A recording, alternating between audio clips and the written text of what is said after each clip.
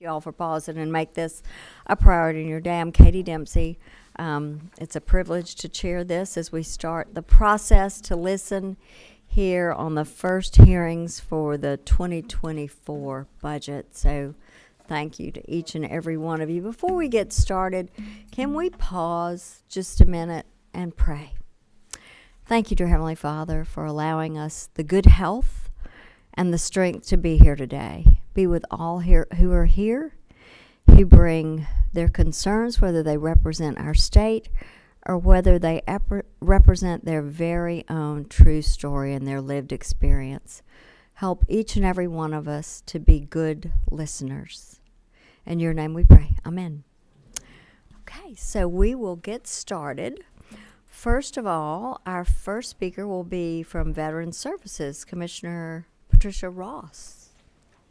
Great. Ready to go. Great to see you. Thank you. So good to see y'all this afternoon. And I appreciate you letting us go first. Hopefully this won't be too bad. I want to thank you for having us here today. And we've only got 4 programs. And so I'm going to go through them one by one and kind of talk about our changes. Our first program, of course, is our administrative services, so Section 48, Departmental Administration. You can see that the adjustments that are there in yellow, so 48.1 down to 48.1.3 are all state adjustments that have been made in the governor's budget. And I just wanted to thank all of you for supporting the state budget increases as it relates to salaries from last year and those for this year. Our department has been suffering from being underfunded as far as salaries go in comparison to our surrounding states and to our partners in the Department of Veterans Affairs. So these will go a long way in ensuring that we help shrink that gap in salaries. The next program I'd like to talk to, and I do have one slight adjustment, is our cemeteries program. As you know, you gave us an additional position last year for our Glenville Cemetery for a cemetery worker. We've had difficulty filling our cemetery workers, and so when this snapshot was taken, we were actually short 3 positions being filled that we now have filled and anticipate being filled in July. So what I'm asking kind of in that green section under 48.2.1 is the additional $2,000 raise plus the fringe for the 3 positions we currently have filled in addition to what's already been given this program. And so that net total for those 3 positions to include the fringe is $9,900. So not a very large amount, but a significant amount for those 3 people that will be in those positions and are in those positions come July when the rest of the cemetery staff gets the $2,000 raise. Similar to the first slide, our next program is our veterans nursing homes, our 2 homes in Milledgeville and Augusta. Again, just the same budgetary changes for the rest of the state. We're not asking for anything in addition to what has already been proposed.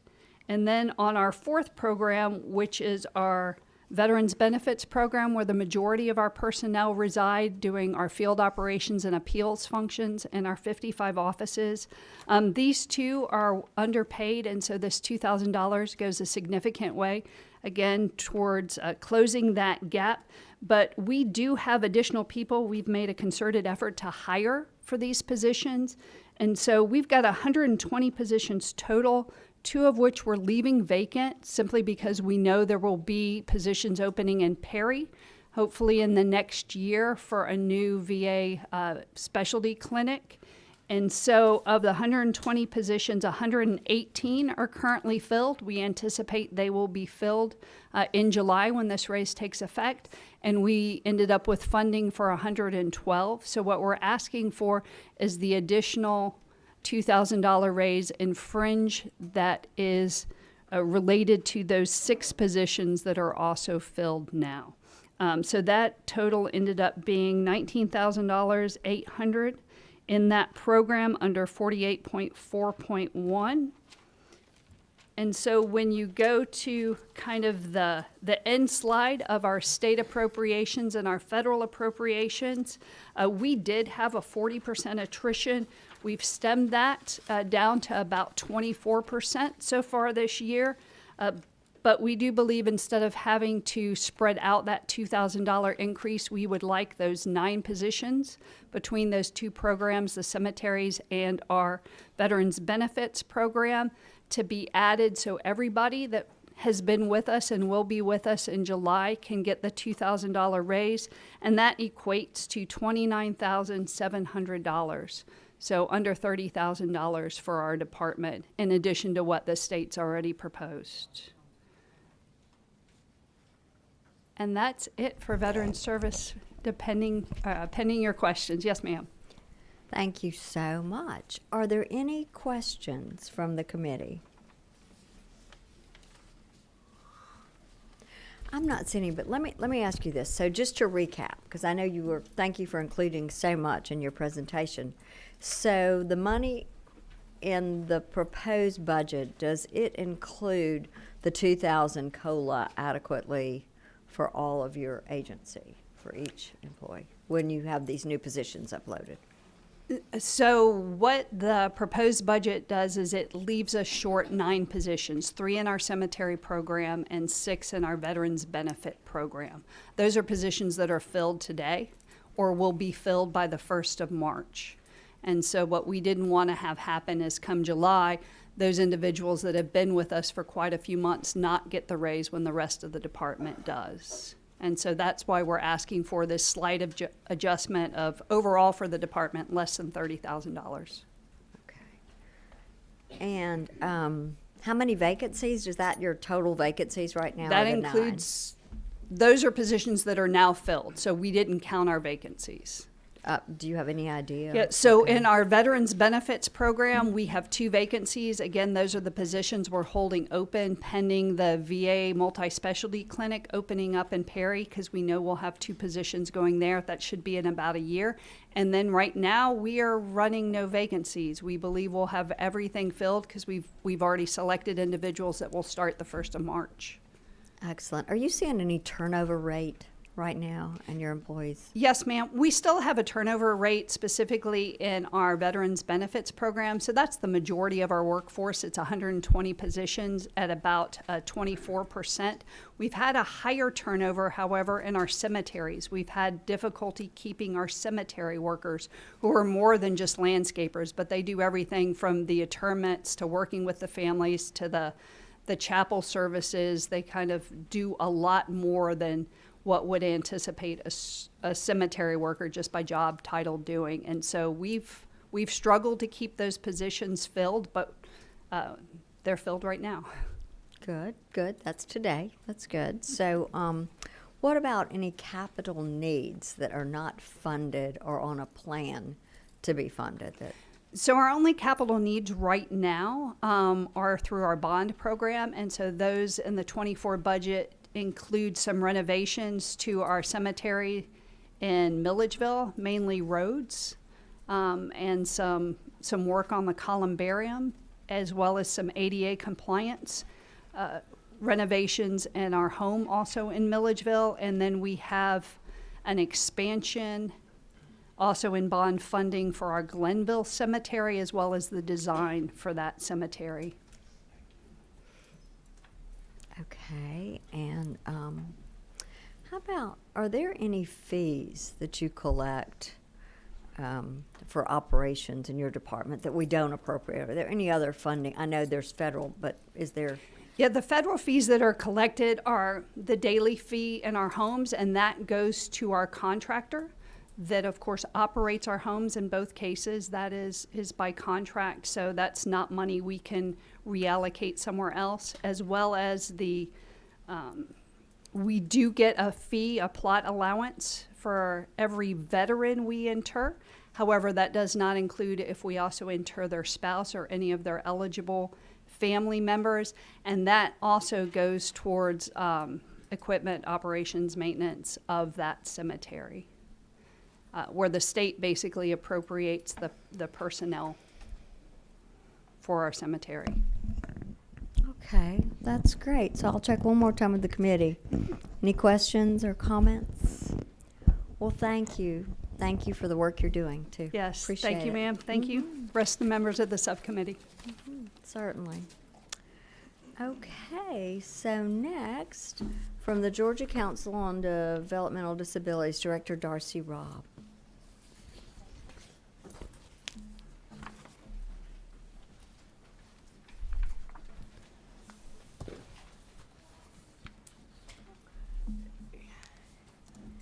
And we do have a PowerPoint. It's on here, okay.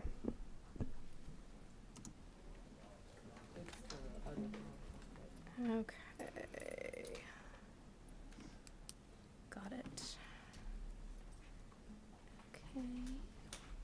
While you're doing that, let me remind everyone, there is a sign-up sheet. Is it still in the back? It's in the back of the room. So if you're here with us and you would like to make any comments, we certainly want to give you that time to do that. We have 2 more agencies to hear from, and then we'll open it up for your comments.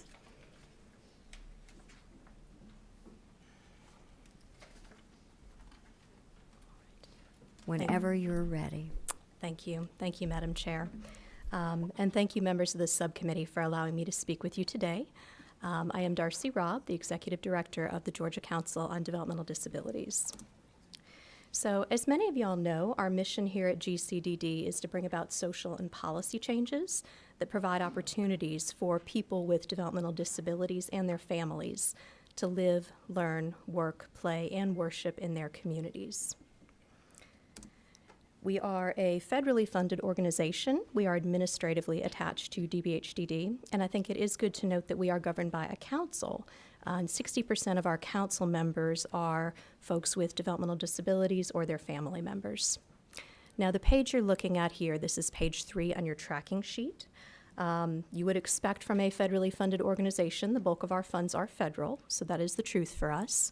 But then you can also see that we do receive state funds, and the bulk of those are for inclusive post-secondary education, better known as IPSE. I want to thank the members of this committee. You all have had a deep and very long-standing support of IPSE, and including most recently, we really appreciate you all allotting the additional $100,000 in the amended 23 budget for technology and environmental adaptations. So thank you. Now, as per legislative intent expressed in budget language, and we went all the way back to fiscal year 2008 to verify this, the vast majority of this money is for IPSE that comes to us in state funds, specifically $537,125. I know that most, if not all of y'all on the committee are quite familiar with IPSE, so I won't take a whole lot of time going through what it is. Essentially, IPSE programs give students with intellectual and developmental disabilities the chance to attend typical college programs, typical college classes with their peers who may or may not have a disability. You all have heard me before refer to these programs as life-changing, particularly for the students who attend and for their families. And one of the most tangible ways that we see this is in the employment outcomes. You can see here that what we've done is we've pulled data from the current school year as well as the previous 3. We've got our total number of students, our total grads. Now, the programs are between 2 and 4 years each, or a year and a half and 4 years, so not everybody graduates in a given year. But then you can see that last column is the percent of grads employed within just 90 days, which I think is quite impressive when you consider that's only 3 months out. And if you look at individuals with comparable disabilities, that is only 15% are employed here in Georgia. We have 9 programs currently in Georgia. You can see they're listed there on the left side, and you can see locations on the map. Of our IPSE funding, $425,000 flows through GCDD to the schools and to the GAPESEC consortium that supports them all.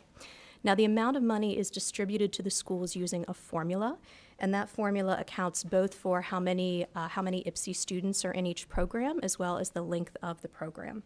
So per school, we're talking about anywhere from 76 to 77,000, all the way down to just over 21,000, and those are the figures for this year from the formula. I also want to note that when schools are in the exploratory phase of IPSE, before they have an actual program up and running and students matriculating, we do have an allotment in the formula to support those programs with seed money while they're getting off the ground. Now, funds that do not go towards the school go toward the compensation of our staff member who manages all things IPSI within GCDD. And for the first time this year, we have enough that we're using 3.4% towards our administrative staff at GCDD.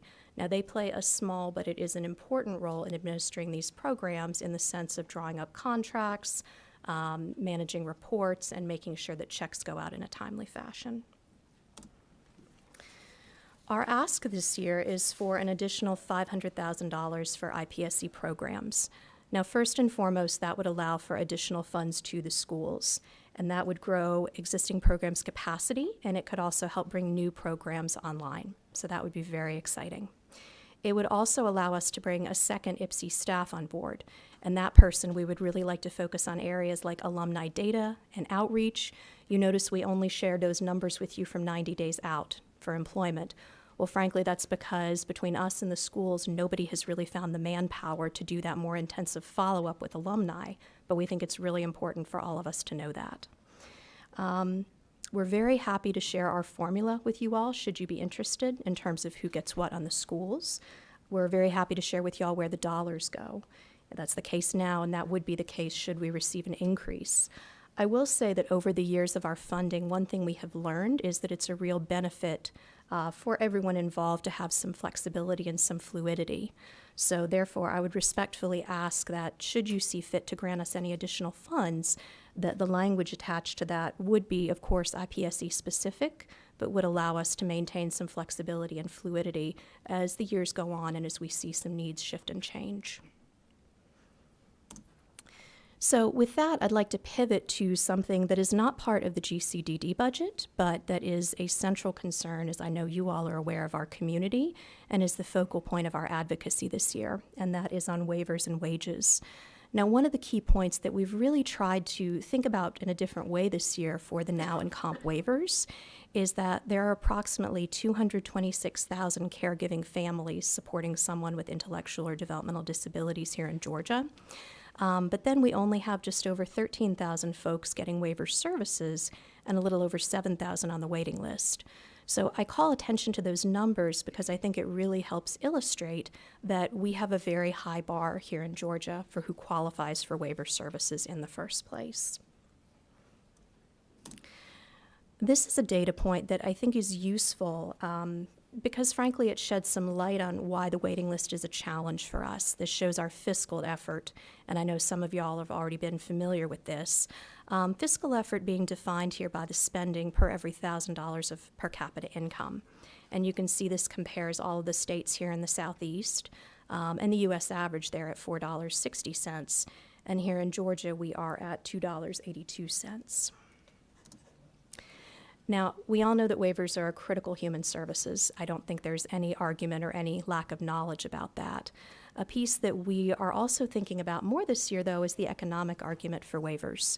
And by the economic argument, I mean that waivers are a huge booster of family stability.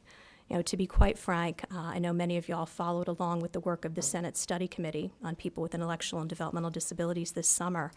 I really wish I had kept a tally mark of the number of family members who had come up to me afterward and said, I would love to get a job, or I would love to advance in my job, and I just can't. You know, my kid needs me, and my child's needs are not being met otherwise. So there's that piece. There's also the piece about when we pay DSPs, who provide direct services, livable wages, that helps them add and retain their employees who contribute to local economies. And finally, waivers empower folks with disabilities to go to work and build their own careers. Finally, kitchen table economics. You know, we realize that an investment like this is indeed an investment. And so for a little perspective, you can see there we've got the full state budget for fiscal 23 along with the slice on adult DD services. But then over there at the table, $25 per Georgia taxpayer would fund about 5,500 waivers. And I think that's a really interesting data point. It's something that many of us in the disability community have started just talking to friends and acquaintances about. And I will tell you, in all honesty, I think this is something that folks from all walks of life really do get behind once they understand what's at stake. So the last piece, our ask for this budget for waivers and wages. We are requesting 2,400 new now and comp waivers for $65 million. The 2,400 is from the Senate Study Committee recommendation. We're also joining with SPAD, our providers here in Georgia, to ask for a raise in wages for DSPs to $15 an hour in fiscal 2024, with the understanding that additional funding would later be needed. And finally, we are very supportive of creating an HCBS commission on reform and innovation for folks with IDDD. And the last thing I'd want to put in the minds of you all as our key funding subcommittee is over the next 2 to 5 years, we really want to see the creation and the funding of a plan that ends the waiting list here in Georgia. We really want it to just come off the table and for folks to have a waiver when they have passed that high bar to qualify. That is it for my presentation. Thank you all again so much for listening to myself and the other disability advocates, and I'm happy to take any questions. Thank you so much. Are there any questions or comments? Let's see. Representative Sains. Thank you, Madam Chair. Just a quick one. What is the current, for number 2 on the last request to 15, what is the current wage? So thank you for asking that. Currently, what is baked into the rates is $10.63 an hour. Yeah. Now, I will say, and our providers could explain this better than I could, some providers have managed to shift funds around to provide a bit more. Others have not. Thank you. Thank you.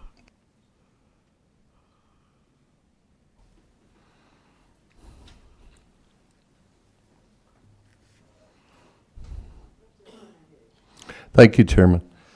How many people are we talking about? $15 an hour times how many people? That's a great question, and frankly, I have struggled to get the answer to that, Representative.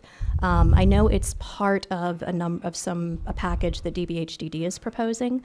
I do not know if they have an exact number or if SPAD does. I can say that the SPAD estimate was that this would be about a 6.2% bump. Okay. And if you do find that number, could you reach out to me? Absolutely, I'd be glad to. Thank you.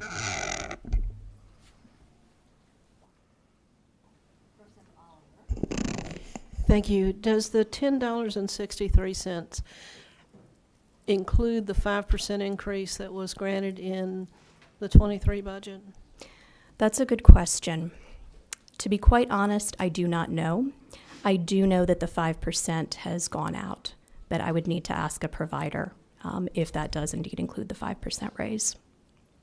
Do you have, I understood your answer clearly that you don't know how many people out there are employed in direct support professionals, but do you have an educated guess that we won't hold you to?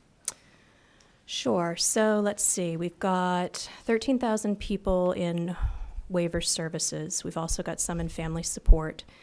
If we would guesstimate maybe 2 DSPs per person, that's going to be what, about 26,000 people? Mm-hmm.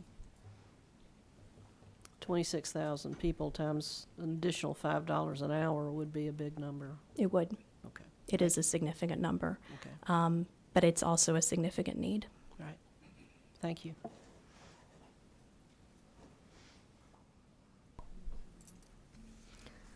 Are there any other questions or comments? Not seeing any. Let me ask you something here. Just a minute. So I know it's hard to count vacancies because they kind of apply to how many people actually you're serving at the time. Do you have any idea what the shortage of employees might be? For the DSPs? Mm-hmm. I know it is significant. And again, I really appreciate all this interest. I'm more than happy to dig into this with other folks who are more knowledgeable than myself. You know, anecdotally, I can tell you we get a lot of stories.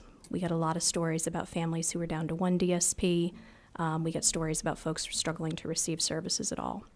So, and I know the turnover is, I believe the turnover is right around 50%. I know at GCDD we are supporting a project at one provider over in Athens. It's basically a fund for DSPs for whatever needs come up in their lives. The goal with that was 60% retention of DSPs.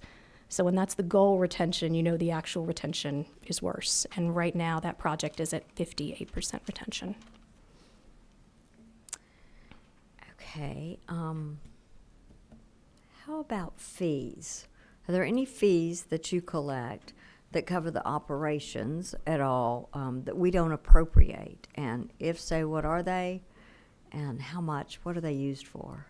For us at GCDD, we don't collect fees. The bulk of our funding is from the Administration on Community Living, our federal funder. That's the $2.1 million this year.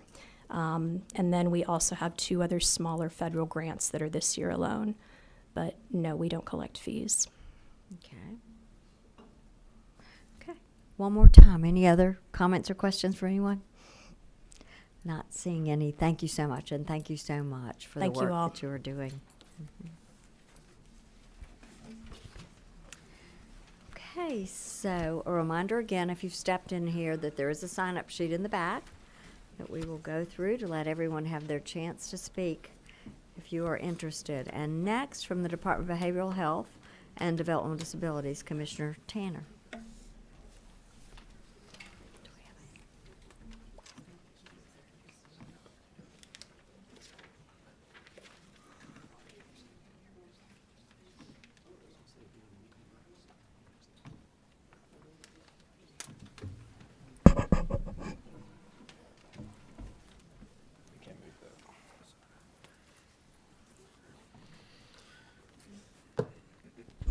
Thank you, Madam Chair. Appreciate the opportunity to be here, and committee members, thank you for your time this afternoon.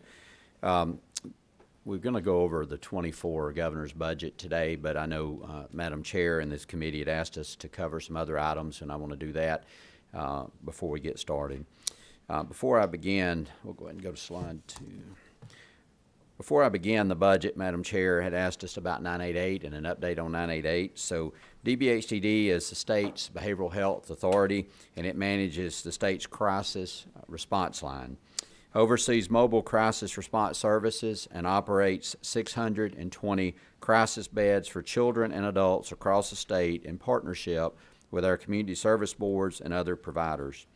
For those of you who may be new to the committee or don't keep up with this maybe as much as others, the 988 is a 3-digit calling number that came online July 1st of this past year. The idea for 988 is that it's easier to remember, and it's known as the 911 for those in mental health crisis. Georgia has been ahead of the curve in that area in the fact that we've had GCAL and we've had a 1-800 number that individuals could call for some time, but 988 went live July 1st of last year. For people across the country, 988 is a lifeline. It is a promise to help when they need it. But for those of us who must make sure there is someone ready to answer the call on the other end, someone who can be there for Georgians in their time of need, 988 is a massive years-long construction project that will forever transform how we respond to those who need crisis, mental health, and substance abuse support. Our team, along with the 988 Planning Coalition, has been at work since the federal law was passed back in 2020. This coalition includes a multitude of professionals from various backgrounds, all who touch the crisis system, who provide input, inform our planning, and help shape the design and outreach and the rollout of 988. And leading up to the official launch in July of last year, the department held seminars, published monthly newsletters, and launched a website called 988ga.org to keep stakeholders like yourself informed about the progress and the state's planning efforts. For those on this committee or those in the audience, we encourage you to visit the 988 website to learn more. Again, that's 988ga.org. Federal 988 policy establishes standards for the 3 categories for responses to people in crisis: someone to call, someone to respond, and a safe place for crisis care. These standards are set by the Substance Abuse and Mental Health Services Administration, it's called SAMHSA. One of the things I've learned at DBHTD is everything has an acronym, which oversees 988 implementation across the country. What you see before you is SAMHSA's 5-year vision for 988 and its expectations on the state's readiness. These standards Guiding our preparation and our efforts are in our priorities and investments in the crisis system. Now, as you can see under the first horizon on the screen, which is related to answering the call, Georgia has been able to manage 988 demand thus far, with over 90% of 988 contacts being answered within the state of Georgia. Since July, GCAL alone has seen more than a 10% increase in call volume. And to put that in perspective, just in December alone, GCAL received 22,000 calls, texts, and chats across our state. A lot of individuals needing service. It is important to note that even though 988 is live today, the federal government has delayed the mass marketing of it until later this year, so that each state can take necessary steps to prepare for the influx and the increased demand that will occur when the marketing begins. For us at DBHDD, part of this preparation also involves the informed use of data collection and being proactive where we can as a department. For example, we're in the beginning stages of launching a pilot project that will study the effects of enhanced marketing for a few key areas in the state, so that we're going to be able to see the correlation between marketing and increased call volume to make better decisions about future investments in the system. We're also publishing quarterly data reports on the 988 website, so you and other members of the public can see the impact of this change on system demand. This is one of the nation's largest social services projects, and it will be under construction for at least the next decade. My commitment to you is that we will remain transparent with our data and direct about what the system's needs are, and be accountable to the taxpayers of this state and for the dollars that you appropriate as a committee. Now I want to take a moment to talk about the impact of recent investments in the state's crisis continuum. On this slide, you will see where the state has prioritized new funding for the crisis system, including federal, state, and one-time COVID relief dollars over the last 2 years. Much of this has been in preparation for the rollout of 988. What you see is the impact of these investments on DBHDD's ability to meet the rising demand for these services. Starting with the left column, call volume to the Georgia Crisis Line, GCAL, has already begun to rise at the beginning of the pandemic. As I shared with this committee previously, the funds Georgia invested here has made a difference in the system's ability to respond. In 2020 and 2021, it took more than 200 seconds for the average call to be answered. Today, that's less than 10 seconds, so the investment has paid off. We're proud of this progress, and it will be important for us to be able to maintain it as the demand continues to rise. Skipping over to the column on the right, we're also building up bed capacity to meet the increased need for short-term crisis behavioral health care. This year, we will bring 45 new beds online in high-demand areas across the state, thanks to the funding that you provided. We anticipate with 988 we'll need to build more crisis beds, and we'll be moving forward with a recommendation from the Behavioral Health Reform Commission to conduct an outside study of bed capacity for both behavioral health and IDD crisis. We've already begun internal meetings on that, and that process is underway. So we can better qualify what type of beds we need and where they need to be located in our state. Finally, I want to take a few minutes to talk about mobile crisis response services. This is a service dispatched by GCAL when they determine a clinician needs to respond to a behavioral health crisis. Generally, these clinicians travel out to the individual in need. They help de-escalate a crisis situation. They evaluate the person in need who's experiencing the crisis, and depending on the circumstances, they can connect them to outpatient treatment, crisis observation, or stabilization. We've had a nearly 40% increase in the demand for these services over the last 3 years, and response times continue to creep up alongside with this increase in demand.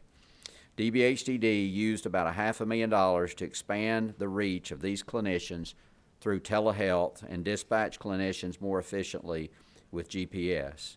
Later in the presentation today, you'll see that the governor has prioritized investments in mobile crisis to help us meet our current demand.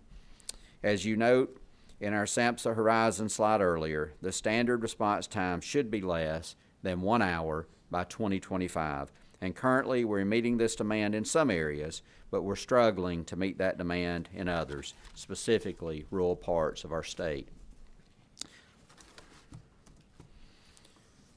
Next slide. The map you see on this slide, which we've shared with you before, shows where the demand is coming from. When you adjust for the call volume by population, rural Georgians and South Georgians in particular have been calling GCAL and 988 at a higher rate than their counterparts in other parts of Georgia, specifically in metro areas. This is not a huge surprise to us, those of us in rural parts of the state. It also tracks with what we've seen in data around rural suicide rates in Georgia and what we know about access to outpatient treatment, stigma associated with mental health in rural parts of our state. Sometimes there's a perception that mobile crisis teams or emergency vehicles who can bypass stoplights, run lights and sirens, and that's just not the case. Like you see in this map, rural counties can be a challenge for our teams to reach, and they must travel across many counties oftentimes to respond. And although 59 minutes is a standard, it is our goal for that to be the floor, for that to be the ceiling, not the floor, because these who have been there know when a loved one is in crisis, every minute counts. Just in December this past year, the state dispatched nearly 2,000 of these mobile crisis teams to people in need in our state. Before I move on here, I want to make you all aware of an important variable in our planning efforts. Later this spring, DBHCD is required to issue a new request for proposals for mobile crisis services. Our current contracts for this service, Mobile Crisis, with our third-party vendor, was established in 2017. And as you know, wages, prices, and other things have changed since 2017.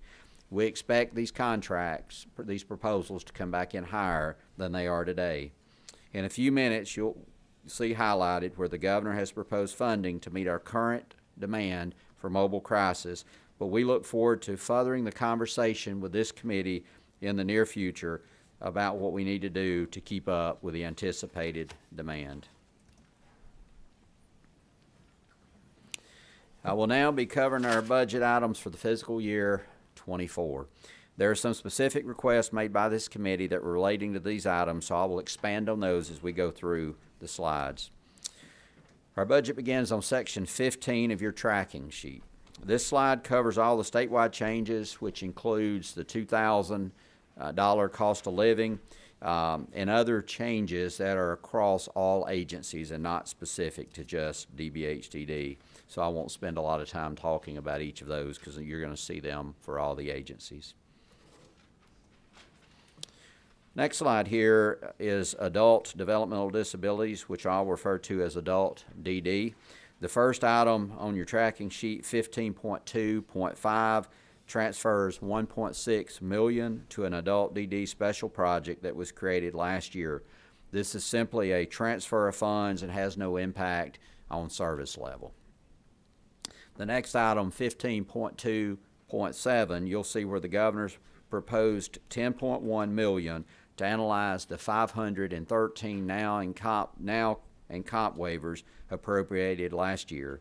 Underneath that, you'll see the governor's proposal for an additional 250 new now and comp waivers at a cost of $4.2 million. Moving on to the adult DD special project, line item 15.3.1, acknowledges the transfer of funds from adult DD, and again, this has no impact on services. As we conclude the adult DD budget, I did want to take a moment and update the committee on the status of a couple of rate studies. I came in and heard you talking a little bit about that with the previous presenter.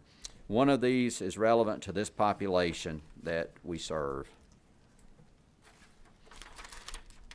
I briefly mentioned both of these studies during the joint budget hearing, but just as a refresher to each of you, we've included a slide describing the background and the status of both.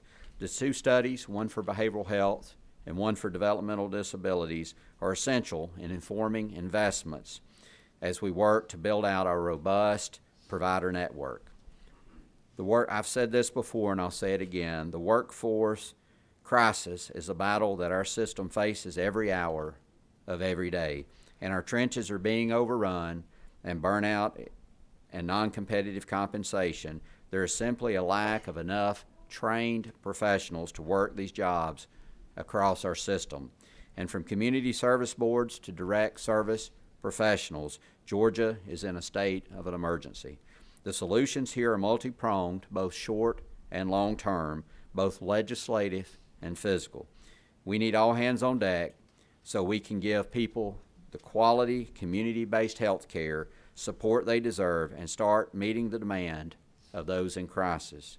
These two rate studies are an important step toward that systematic workforce solution and will serve as the foundation for our efforts to stabilize our provider networks. This work is a priority to me, and I know I share your passion.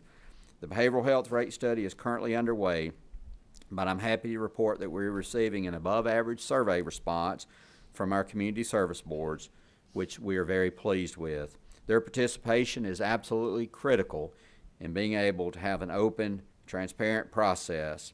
We hope to share more updates on this study in the future.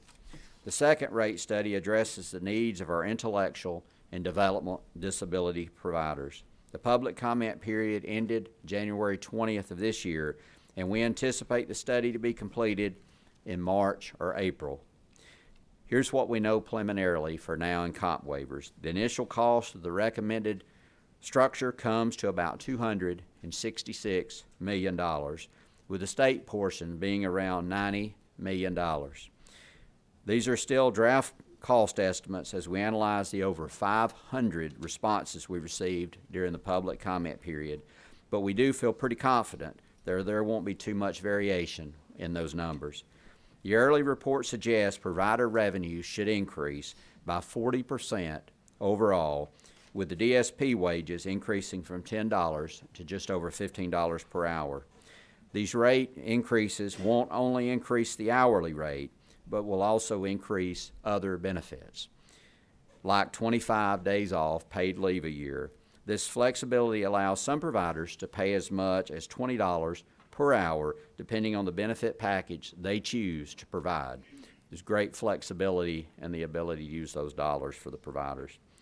The impact would vary by provider based on the services they deliver and the needs of individuals they serve. We look forward to continuing to stay engaged with both chambers, our provider networks, as well as the governor's office as we work together to implement these very important solutions. I'll now shift to where we left off on your tracking sheet and begin with adult mental health services. The first item, 15.5.5, provides $6.2 million for mobile crisis response teams we referenced earlier in this presentation. As we noted, there's a tremendous cost increase anticipated with the reprocurement of these contracts. So the governor's proposal will help meet this anticipated cost adjustment as well as add additional teams. At 15.5.6, the governor has proposed funds to analyze a behavioral health crisis center that was opened in Augusta, or BHCC, that was funded this last session. At 15.5.7, the governor has proposed funds for a new BHCC to be located in Fulton County, which we'll be talking about in more detail in a few minutes. 15.5.8 is the conversion of a crisis stabilization unit to a BHC in Dublin, Georgia. This project will bring 8 additional crisis beds to the community and also introduces 16 temporary observation chairs, which is a feature that current crisis units do not have. The last item, 15.5.10, is a simple reduction of one-time funds that paid for a behavioral health rate study that I mentioned in the last slide and obviously will no longer be needed. In the next few slides, I want to provide a refresher on what a BHCC is, as well as a background on other components of our crisis system. You'll also find a front and back white paper in your handouts about this. BHCCs are a modern approach to crisis stabilization and provide the most effective community crisis because they offer multiple ways to access treatments, focus on rapid assessment, and improved continuation of care When compared to standalone crisis stabilization units, BHCCs provide increased capacity and enhanced features like a secure drop-off area for law enforcement. One of the main components of a BHCC is the temporary observation unit. These units provide brief stabilization services for up to 23 hours, and individuals have access to clinical staff that includes prescribers, nurses, clinicians, certified peer specialists, and case managers. Temporary observation units provide an opportunity to conduct further assessments, begin treatment, and identify community-based resources like a crisis respite home if a short-term stay at a BHCC isn't needed. If safe and appropriate, the individuals who come or could be diverted to community-based outpatient services or a higher level of care if required. Currently, in Georgia, we have 13 BHCCs statewide, with the faculty proposed in Fulton becoming the 14th. Fulton is one of the highest areas of need in the state, especially as we prepare for the increased demand relating to the 988 crisis line in this densely populated area. I think there is also an important note that Fulton residents currently receive services statewide to give you a better understanding of what we're seeing on the ground. This slide represents crisis placements of Fulton residents in FY22. As you can see, Fulton residents occupied on average over 11 of the state's crisis beds each day across 16 counties. In comparison, the Fulton County BHCC currently proposes in the budget as a 24-bed facility. Unfortunately, due to the state's limited capacity, Fulton residents also must seek acute stabilization and treatment in beds of private psychiatric hospitals, which we've become more reliant on over the years, especially as the workforce crisis continues to be more acute. These privately contracted beds often serve as a safety net of our safety net when the state's crisis system is full or has beds offline due to our severe work shortage. Just last month, about 15% of DBHDD's crisis beds for adults were offline due to severe staffing shortages. The number tends to be even higher with our children's crisis beds, which often require more specialized care. These private psych beds are expensive, costing the state $3.58 million to place Fulton residents alone. It's just Fulton County residents alone. Chairman Tanner, if I might, can Yep. you repeat the numbers of the beds that were offline again? Yes, ma'am. Just for us one more time. Yes, ma'am, be glad to. We had, last month, we had 15% of DBHDD's crisis beds for adults were offline, 15%. Now, yes, ma'am, and I can give you, I've got some more specifics. Let's see. 28% of our children adolescent beds were offline as of January the 11th. 28% of our child beds were offline. 15% as of January 11th of our adult beds. We have one more question, I believe. Representative Donahue. Thank you. Let me ask a couple questions. I think I already know the answer, but wanted to make sure. A couple pages back where we had the cost of $266,752,000, that was 176 of that is federal money. It will cost the state $90 million. Is that correct? That's correct. It's Oh. just over a third is the state's responsibility. Thank you. And on the other part, we're looking at the study that we did that was to remove the one-time funds. Did we find out what the study was and what happened, the proceedings? Yes, they're conducting, that study has been conducted, and it's part of that rate study that we're talking about here. Okay. And one more, and thank you. No, You've got a little bit more to go, and I thought I'll probably forget. Glad to answer. Fulton County residents, is there something we found out why they are the highest part here on the map? Well, Fulton doesn't currently have a CSU, so even though they're the most populated county in the state of Georgia, they do not have a CSU. So we're having to take their residents in need of this service outside Fulton County. So it's actually taking up beds. We were in a meeting with the legislator before we came here, from Gwinnett, and they were talking about some issues they were having. But Fulton residents are having to go to the Gwinnett facility or the DeKalb facility or the Cobb facility or somewhere else in the state, so that they just don't have anything else available. Thank you. Yes, sir. All right, thank you, ma'am.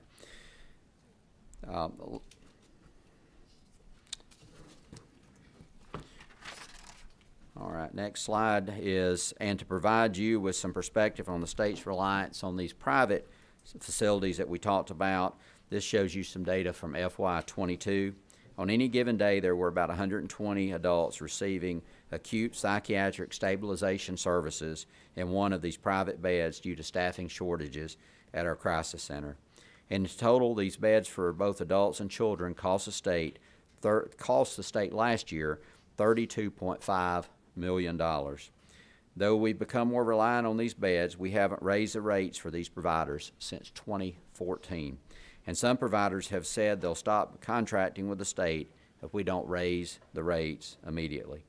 We certainly expect that the BHCC in Fulton County will free up crisis beds in other parts of the state that we are also experiencing high demand in.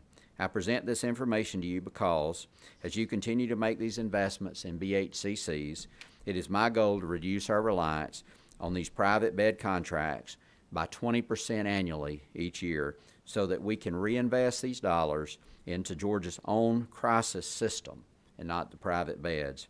We're grateful to the governor's support and ask for your support as well as we continue to build this out. I want to now go back to the budget tracking sheet at 15.10.4. This falls under departmental administration as related to the administration of the opioid settlement dollars. Here you see a reduction of funds originally appropriated for House Bill 1321. That bill was not passed into law, so obviously those funds were not needed. I'll go ahead and take this opportunity to provide an update to you on the opioid settlement as was requested by this committee. In case you're unfamiliar, the state is about to receive over the next 18 years $636 million opportunity for Georgia to reverse the devastating impacts of the opioid crisis.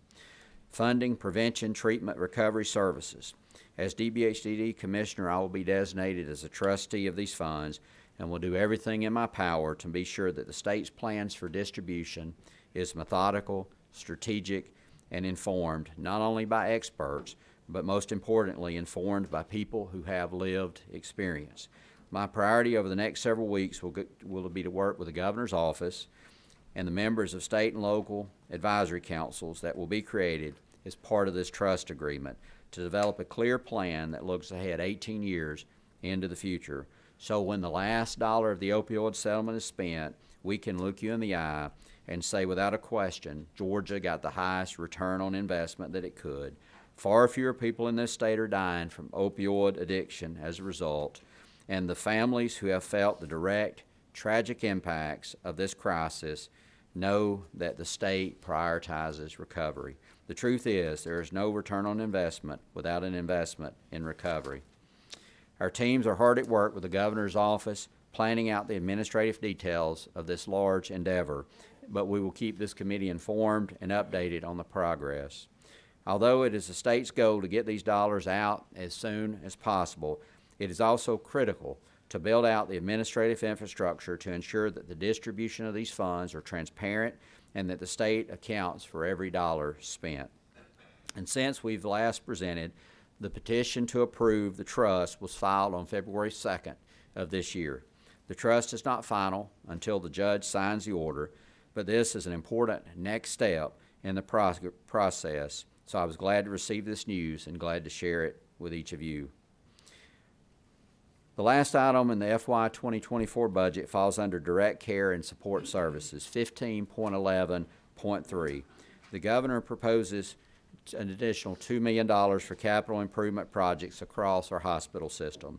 Our 5 campuses are made up of 239 buildings spanning more than 856 acres, and many of these buildings are decades old at the youngest. Many of them are much older than that. So as you can imagine, we have a list of ongoing infrastructure needs in our state. We are also taking an additional step and partnering with the Georgia Building Authority to conduct a comprehensive review of our capital and maintenance needs at all of our facilities. Our plan is to attempt to finish that project prior to the budget being submitted for next year. Although this concludes our review of the FY24 budget, the committee has requested some additional information on the state of our hospital workforce and related market cost adjustments for state hospital staff.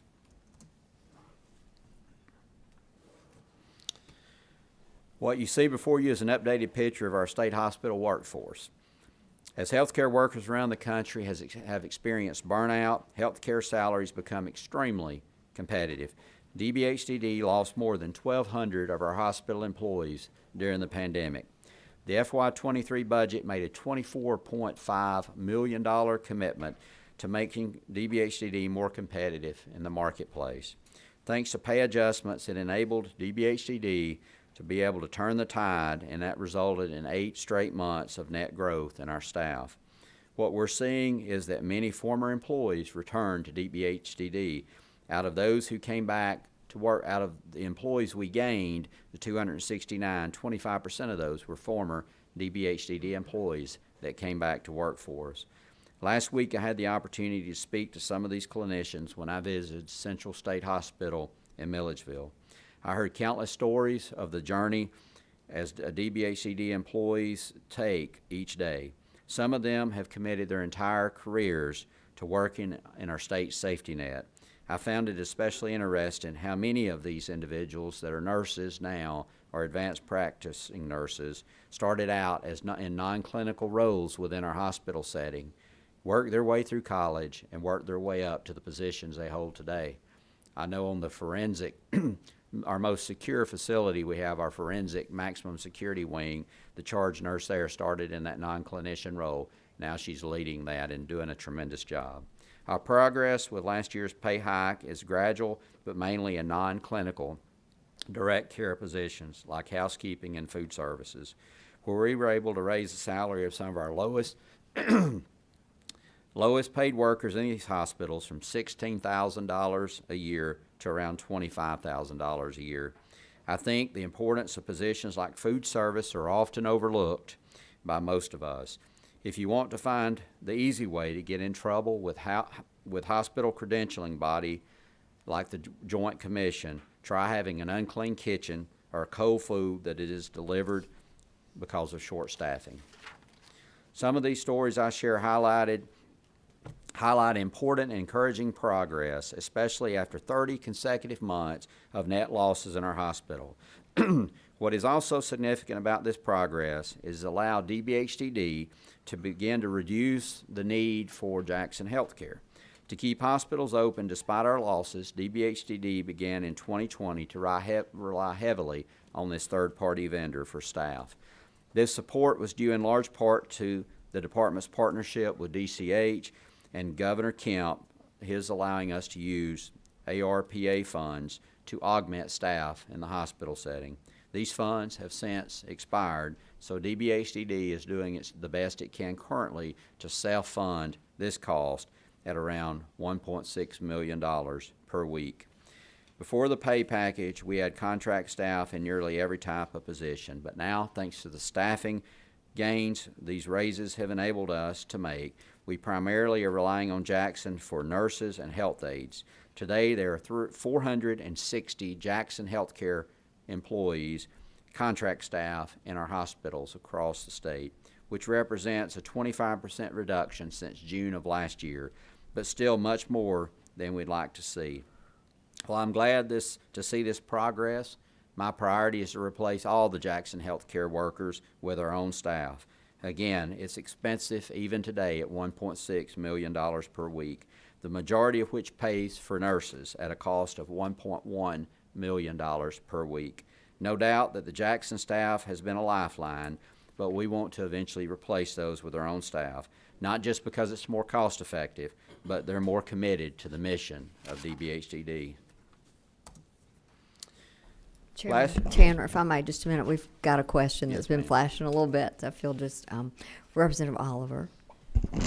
I'm happy, Madam Chair, to wait till the end. I wanted to ask a question about the settlement trust company, but whatever your preference is, now or later. Whatever, yeah. It came to my attention that the governor vetoed last year $5 or $6 million appropriation for Narcon devices in police cars. And I'm curious whether the police are adequately staffed right now across the state with this life-saving device. If the governor vetoed it last year, hypothetically because he wanted to pay it out of the trust fund, when does our first check come? The trust has received funding, some initial funding already. Right. I will also tell you that Cassandra in our office, who heads up that area of our department, she has other funding sources for Narcan, and I know so does the Department of Public Health. So if we know of a law enforcement agency that's in need, let us know, because there are other ways to provide those resources to law enforcement. That's very helpful, and I'll follow up with you, because I was very shocked to hear that policemen don't have them in their cars when we have these sources available. Yeah. And Madam Chair, I wanted to ask about the rate study, and again, is this... Whenever y'all are in when agreement. When does the appropriations bill incorporate the $92 million? After CMS approves it? I'm trying to figure out the timing of this. We've had a lot of those conversations, both internally and with the House and Senate budget offices, to talk about that. I asked our staff some of our staff has been there long enough to remember some previous rate studies, and it is their anticipation that the very best we could do to finalize it, once we finalized the rate study, we submit it over to DCH. DCH then holds, we've already had public comment period, but DCH holds the official hearing. That process is going to take about 90 days, and it will be submitted to CMS. I would anticipate the very best that it would be early spring, late winter, early spring of next year. So I would anticipate about a quarter of funding for the next fiscal year would be appropriate to get us started. FY25. Correct. The Thank you. FY24 budget. Spring of next year. So we will appropriate it in this year in this process. That's what's confusing me. Obviously, that's up to the General Assembly, but I think we will have a liability, I believe, coming this next fiscal year if it's approved, and I would anticipate good success there coming out late winter, early spring of next year. Correct. Obviously, to implement it, we have to have the state portion of funding. In the 24 fiscal budget. I think either we would need the funding, or at least a statement in the budget that it's the intent of the appropriators in the General Assembly to fund it. That way we have that CMS has a comfort level that the state is going to fund their liability. But yes, I would expect late winter, early spring is when we'd probably get that back. And we would be able to do that based on the governor changing the revenue estimate. Yes or no?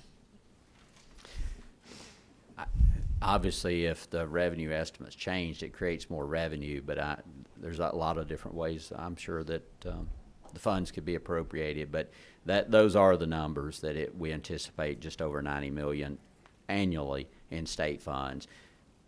The best, I think, would be a quarter of that in the FY24 fiscal year. Thank you very much. Thank you. All right. Last hearing, you asked us to provide some cost estimates of what it would take to bring our hospital positions to market average, including our vacancies. On this slide, I want to give you an example of the impact of what you did for us last year had on a few positions. And based on the 2023 DOAS market rates, we anticipate the additional cost to be $50 million if we bring our staff at the hospitals up to just DOAS market rates. As you can see here, we're still experiencing large vacancy rates for some key positions, especially those job titles who fall under today's average market rates. These two slides will provide you more context into these critical positions and the progress that has been made and the gaps that still remain. This next and final slide shows how the FY23 package has enabled us to serve more Georgians.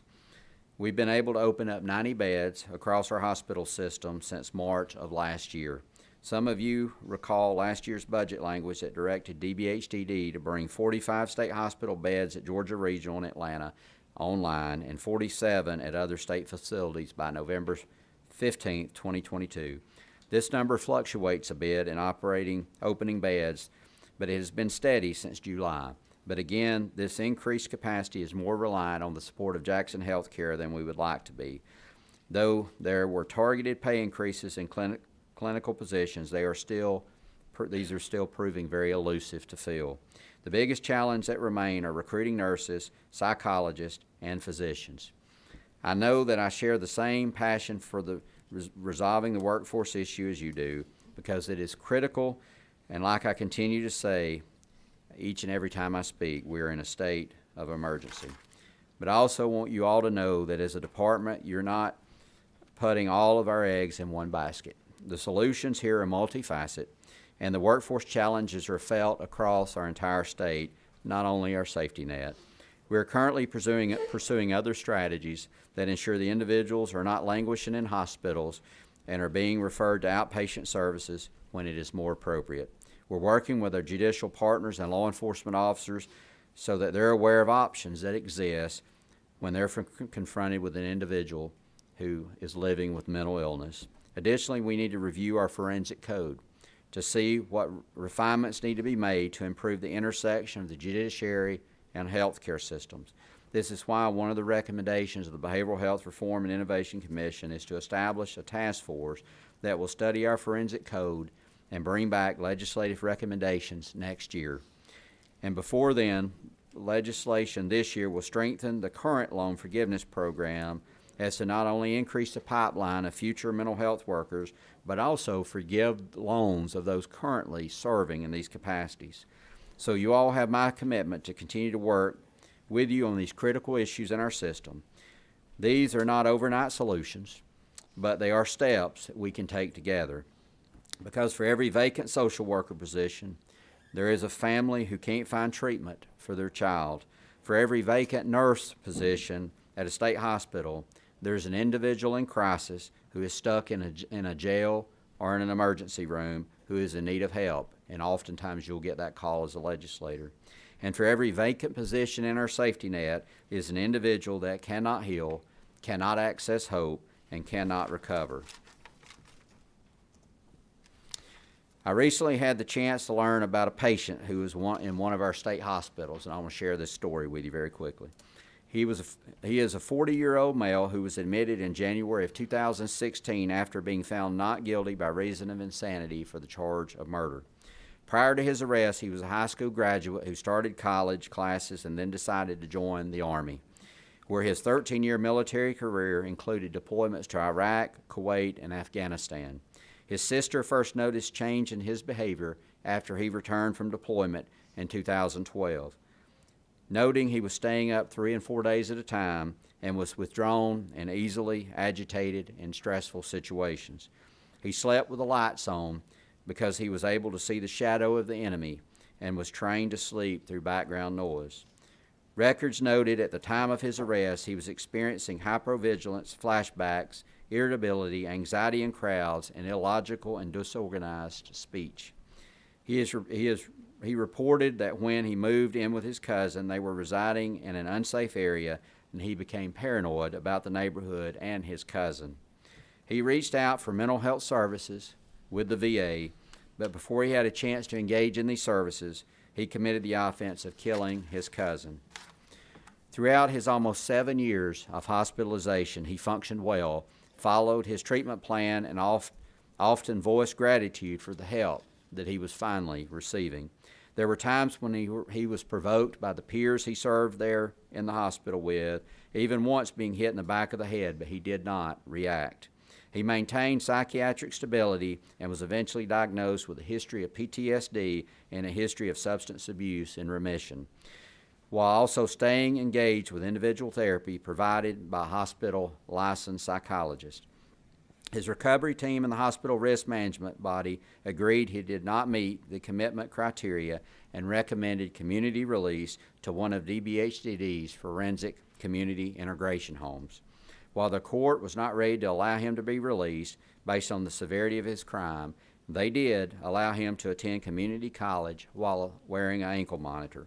He started classes at the local technical college in January of 2020 and studied in the hospital computer lab, where he ended up graduating with honors on June 3, 2021 with a degree in HVAC. While hospitalized, he maintained his VA connection, which allowed open communication between VA providers and DBHDD and placement staff who would monitor him when he was released in the community. Finally, with court approval, he was conditionally released to a forensic community integration home on November 1st, 2022. And I can't emphasize enough the dedication and hard work of our staff at West Central Regional Hospital that made this happen. A real example of what is possible with state employees committed to the mission of DBHCD who choose to work with some of the most vulnerable people in our safety net. Since November, I'm happy to report he has adjusted quickly to his home and within the first month out had already registered for community college and started volunteering at the Habitat Restore. He is currently enrolled in the cybersecurity educational track at a local community college, maintaining a 4.0 GPA. His goals include stepping down from community integration to a home supervised apartment and getting permission from the judge to be able to drive his own vehicle and to become an independent contractor doing HVAC work, or maybe working in the cybersecurity field. Today, he is psychiatrically stable, continues his mental health treatment at the VA, and most importantly, is living a life of recovery. These are the individuals you all impact on a daily basis with the dollars you appropriate. Because for many, like this man I just described, it means another chance at life. This story is just one of many across our state, but unfortunately far fewer than what we'd like. Our system's just not capable of handling. So we must ensure that the vacant positions of today that are putting Georgia in a state of emergency can become the filled positions of tomorrow, so that recovery like this is possible for every Georgian. Madam Chair, thank you for the time you have allotted me today, and I'll be glad to answer any other questions. Thank you. Are there any questions or comments from the committee?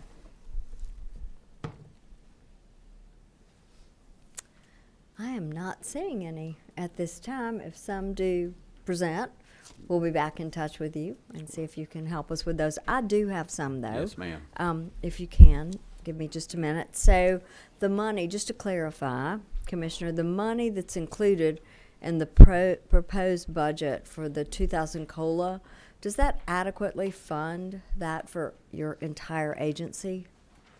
It does not include vacant positions, but it is all the filled positions. The yes, current ma'am. positions? Yes, ma'am. What about how many vacancies do you have right now?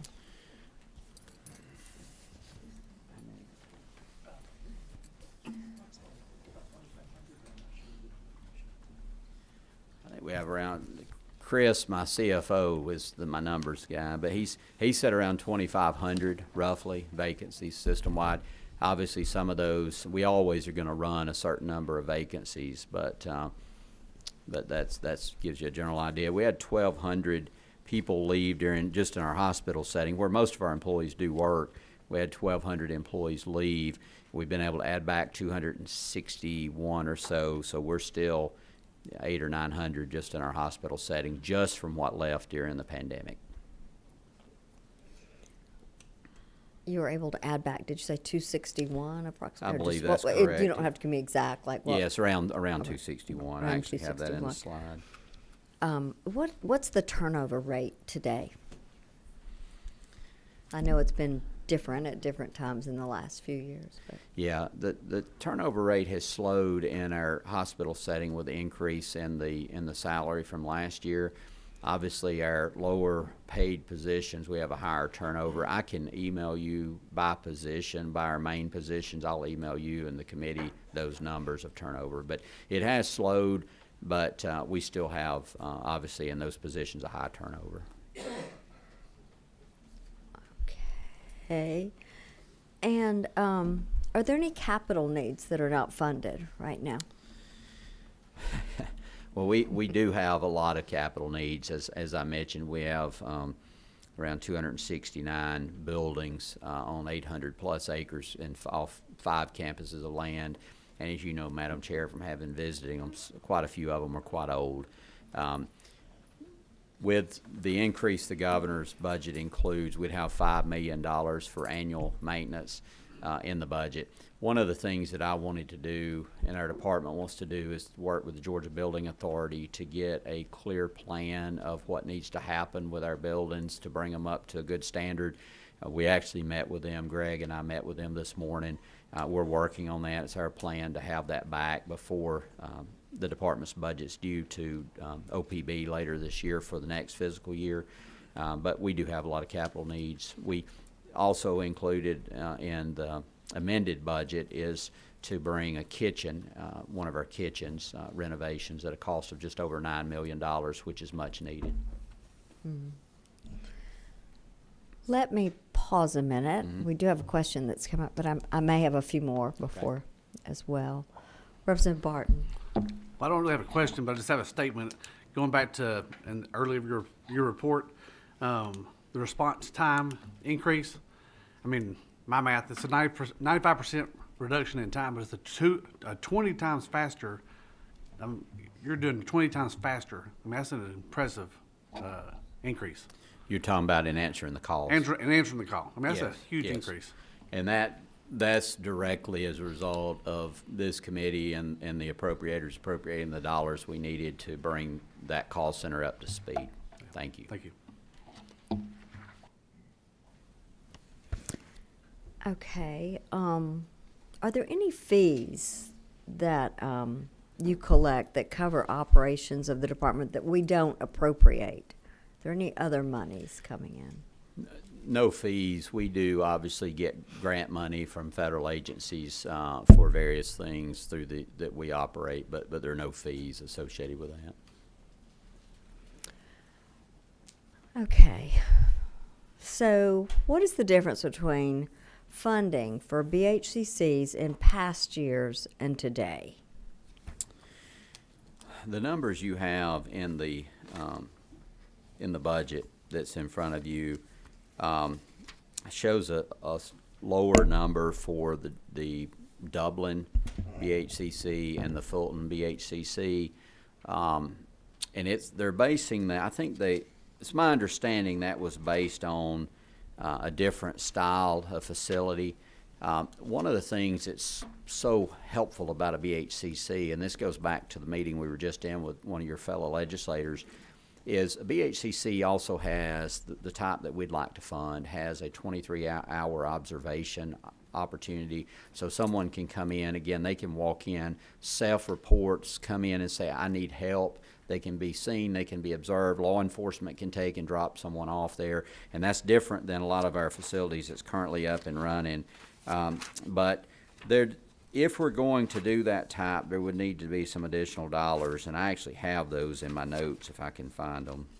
I think Chris, help me if I say this incorrectly. I think in your proposal, it's just over $5 million. I think the total needed for the BHCC is around just over $13 million. That's correct in total funds. Since a couple of those are conversions, the Serenity BHCC in Augusta and the BHCC scheduled for Dublin are conversions of existing CSUs. So there's some money there already. In both cases, about 8 to 8.5, it varies by facility, is what would be needed for full conversion with the current model. So that total would be, you're saying, to? I've got that, Madam Chair, if you'll give me just a minute, because I had a feeling that we might get that question. But I'm on information overload and number overload. Understand. We are too. But it's, we had, in the budget was just over $5 million, for instance, for the Fulton location, and needed to fully fund the type of facility that Fulton would like to have is just over $13 million. I've got it here. It's, so in the funding, governor's budget reports $5.68 million. This represents 15 beds and 18 temporary observation chairs. The preferred model is 24 beds with 16 temporary observation chairs.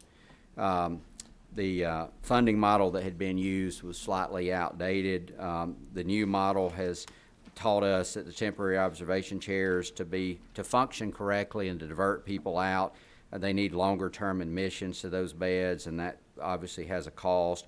The funding provided also does not include $3,823,000 staffing enhancement to the front door, also called the Crisis Service Center portion of BHCC. This enhancement allows the BHCC to adequately serve walk-in clients that I mentioned, so that's at a cost of $3.8 million, and to better operate as an emergency receiving facility. Again, that's for law enforcement to be able to just drop someone off at the facility 24 hours a day.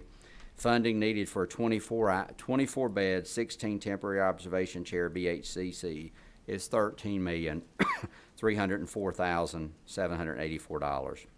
So that's a funding shortfall of $7,615,000 is the difference, and that's for Fulton County. And again, Just Fulton, yes, not the others. no, I can give you. I've got Dublin to do the same thing at Dublin, because again, like Chris said, this is a funding model which shows that the funding shortfall there is $5.4 million. And that's, again, 3.8 of that's directly tied to the front door staffing enhancement of being able to drop someone off by law enforcement or walking in, or a family member bringing them. So family members still can bring them? Yes, ma'am, Okay. at this facility.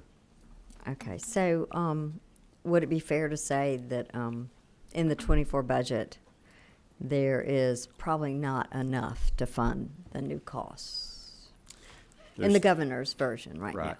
Not enough to fund a 24-hour, 16-bed with the new staffing enhancement model that allows for the drop-off. No, ma'am. It would have to fund the old version, Okay. which doesn't allow for those enhancements.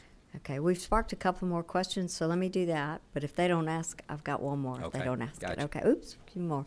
So let's start with Representative Oliver. The increases in Dublin, Fulton, and Augusta, are any of them child crisis beds? I don't think so. All of these are adult beds. And Augusta, just to make sure you're clear, that was funded in the 23 budget, and then the additional funding that was needed to fully fund and annualize that out was the $1.9 million, which is included. So there's in the budget. I'm reading it as adult beds too. Is there anywhere in the 24 budget where we are increasing child crisis beds? There are some, I don't think any of these crisis beds that we're talking about, either at Augusta, Dublin, or Fulton, increases child beds, no. Right. We do have some facilities that are child bed facilities. We also, in part of our private beds I talked about earlier, we also have a couple of facilities that take adolescents for us at our request, but none of the BHCCs that we're talking about would be for child beds, no. Thank you. Yes, ma'am. Representative Anderson. Earlier in the presentation from GCDD, we heard a number in their asks as far as now and comp waivers for an increase of approximately 2,400 waivers, which translated into about $65 million. Is that taken into account in your rate study that you presented? No, that the rate study is just what the providers are paid, but it does not. That would be the existing number of providers, the existing number of folks we serve. That would just be the increase to take care of where we are today. And let me just say, and I've told our department, I've told the folks who have been working on the IDD conversation around the number of waivers that are needed.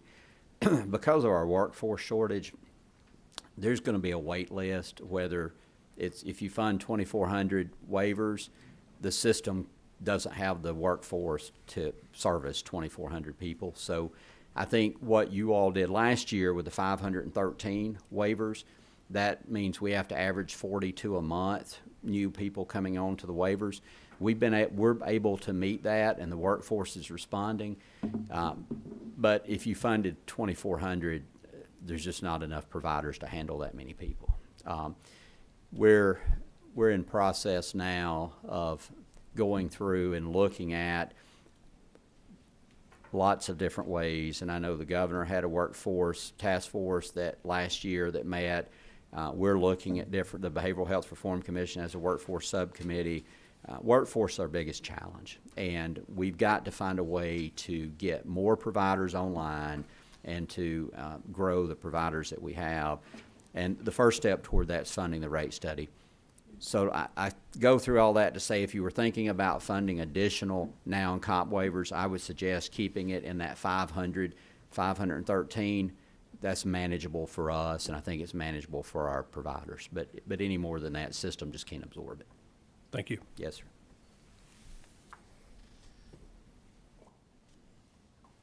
Representative Cameron. Thank you, Madam Chairman. I'm in the northwest corner of the state, the extreme northwest corner, and we really don't have a place to go. I mean, is there any, our sheriffs are overrun, they're just overrun, and the closest is Rome. Is Rome. Yeah. Well, that's one of the, and obviously we get that complaint a lot from other folks across Georgia, including in southwest Georgia and other places in the state.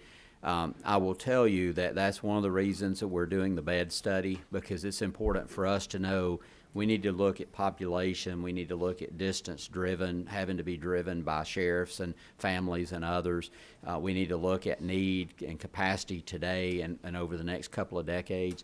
So that the hope is that bed study will prioritize, because again, if we had unlimited funding, we could build out our crisis continuum, our crisis network now.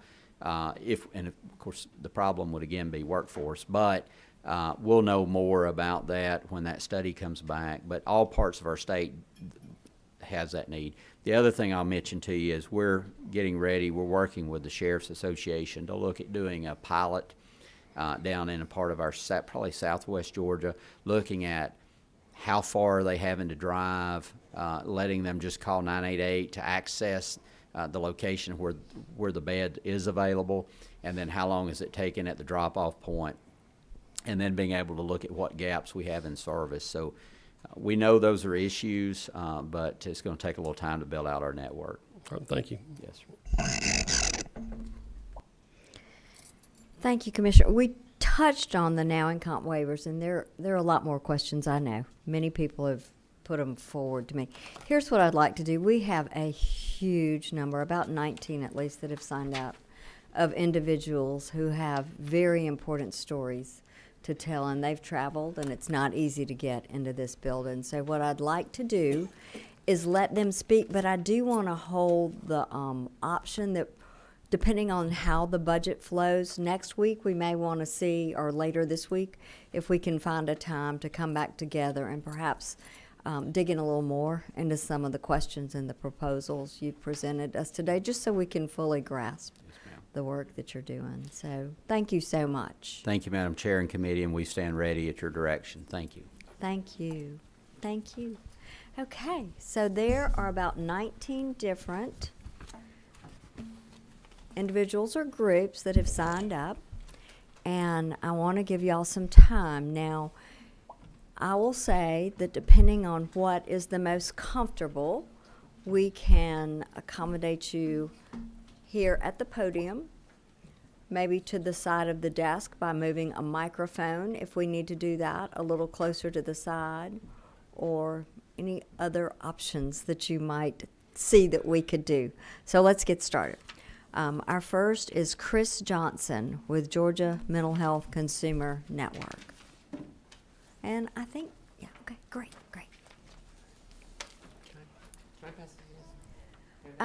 Yeah, he has something to give us. Sure. So Chris, where are you most comfortable speaking? You be right there? Here where I can move my foot and you can't see me shaking it. Yeah. Madam Chair, committee members, thank you for allowing me to be here today. I am with the Georgia Mental Health Consumer Network. My name is Chris Johnson. I was here last year in a different capacity. I was the Director of Communications, which I still am. I'm also the Interim Executive Director now, and we are in a different place than we were last year. We are very happy with the passage of the Mental Health Parity Act. We think it's moved Georgia forward. We're pleased with that. We were surprised recently to learn that funds that were restored to us from the budget cuts of 2020, fiscal year 21, were never fully restored. They were restored with federal funds that have lapsed, as you heard the commissioner talking about. And sorry, I'm trying to be fast here because I know we have a lot of groups to speak. The funds that are shown on the handout I just gave you are funds that we need back in fiscal year 24.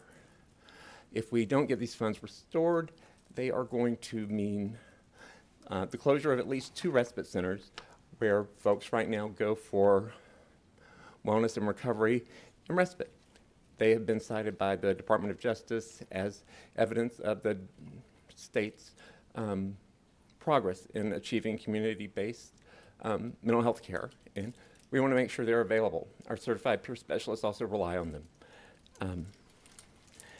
The other funds on here, I mean, it's really self-explanatory. There's $244,000 missing in the top line, and that is funds that have not been identified by the department yet for replenishing, and those were originally block grant funds, and the state has identified, I believe, $218,693 in state funds for fiscal year 24, but again, it will mean layoffs for us if we cannot get those funds restored by the beginning of the fiscal year. And we just want to make sure the workforce is not depleted as a result of this, because we are the ones who provide certified peer specialists that are embedded throughout the state at all of our CSBs and the forensic peer mentors who work in prisons and correctional facilities. And we just want to make sure that we have the opportunity to present that to you. That's it. Take any questions if you have them. Well, thank you for this information, too. This will be great for all of us to go over. So just to clarify, your request is for about a little more than 2.7 million Yes, for ma'am. 24 to increase that total to a little over 5.6. Yes, ma'am. Okay. Well, thank you so much for the work you do. There's no doubt that peer mentors are so important. That's such a huge program that is very life-changing. So thank you. Are there any questions? I'm sorry. Are there any questions from the committee? Not seeing any. Thank you so much. Next is John McCain with Easter Seals. Thank you for the opportunity to speak to you today. I'm John McCain, the CEO of Easter Seals, Southern Georgia. We serve individuals with disabilities in about a 60-county area, and I wanted to speak to you today specifically about the Family Support Program. For those of you who are not familiar, Family Support is designed to provide financial assistance for people with disabilities and autism who are not currently receiving any waiver services. And so statewide, I believe about 6,000 individuals fall under this program. In Southern Georgia, we have a caseload of about 1,000 folks. Primarily the types of things we use this funds for would be medical expenses, travel to medical expenses, incontinence supplies, nutritional supplements, and in our case, community access groups as well as respite. As a matter of fact, we are the only provider of overnight respite south of Atlanta in the state. So a great example of an individual using this program without any waiver services is we have an individual in South Georgia who, because of the intellectual disability and the emotional issues this individual has, cannot sit still in a dentist chair for routine dental work.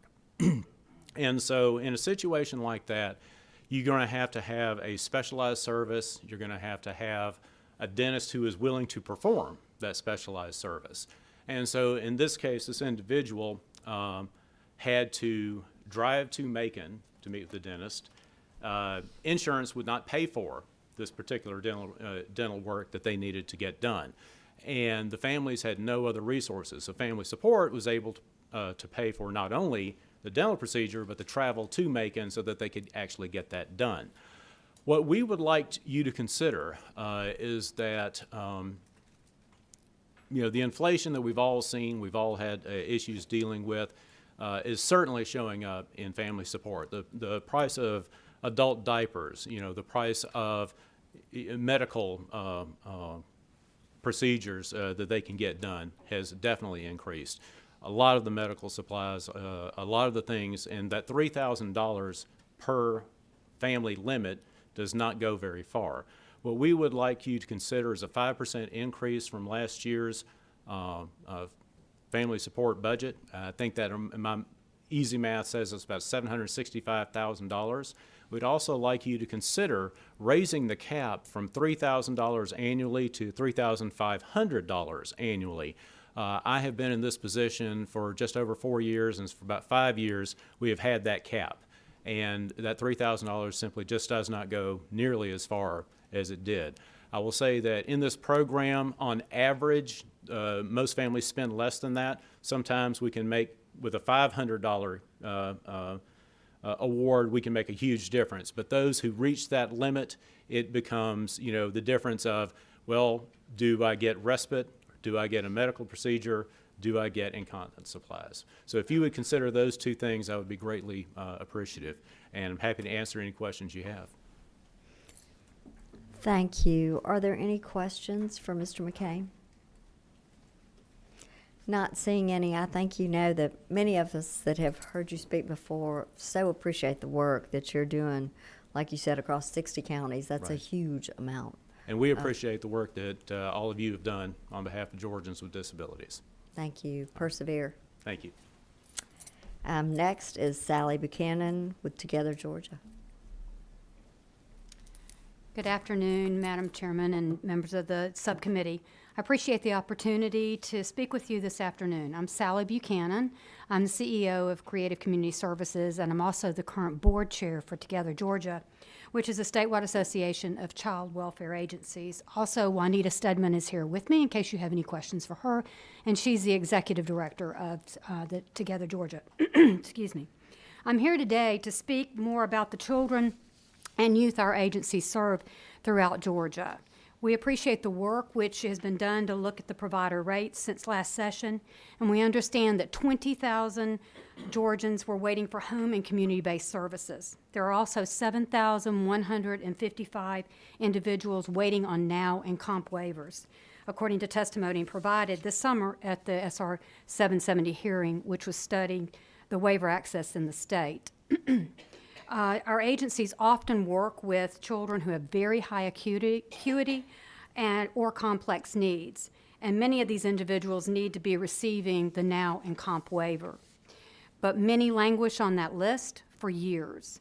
And the issue is that these children are covered under Medicaid.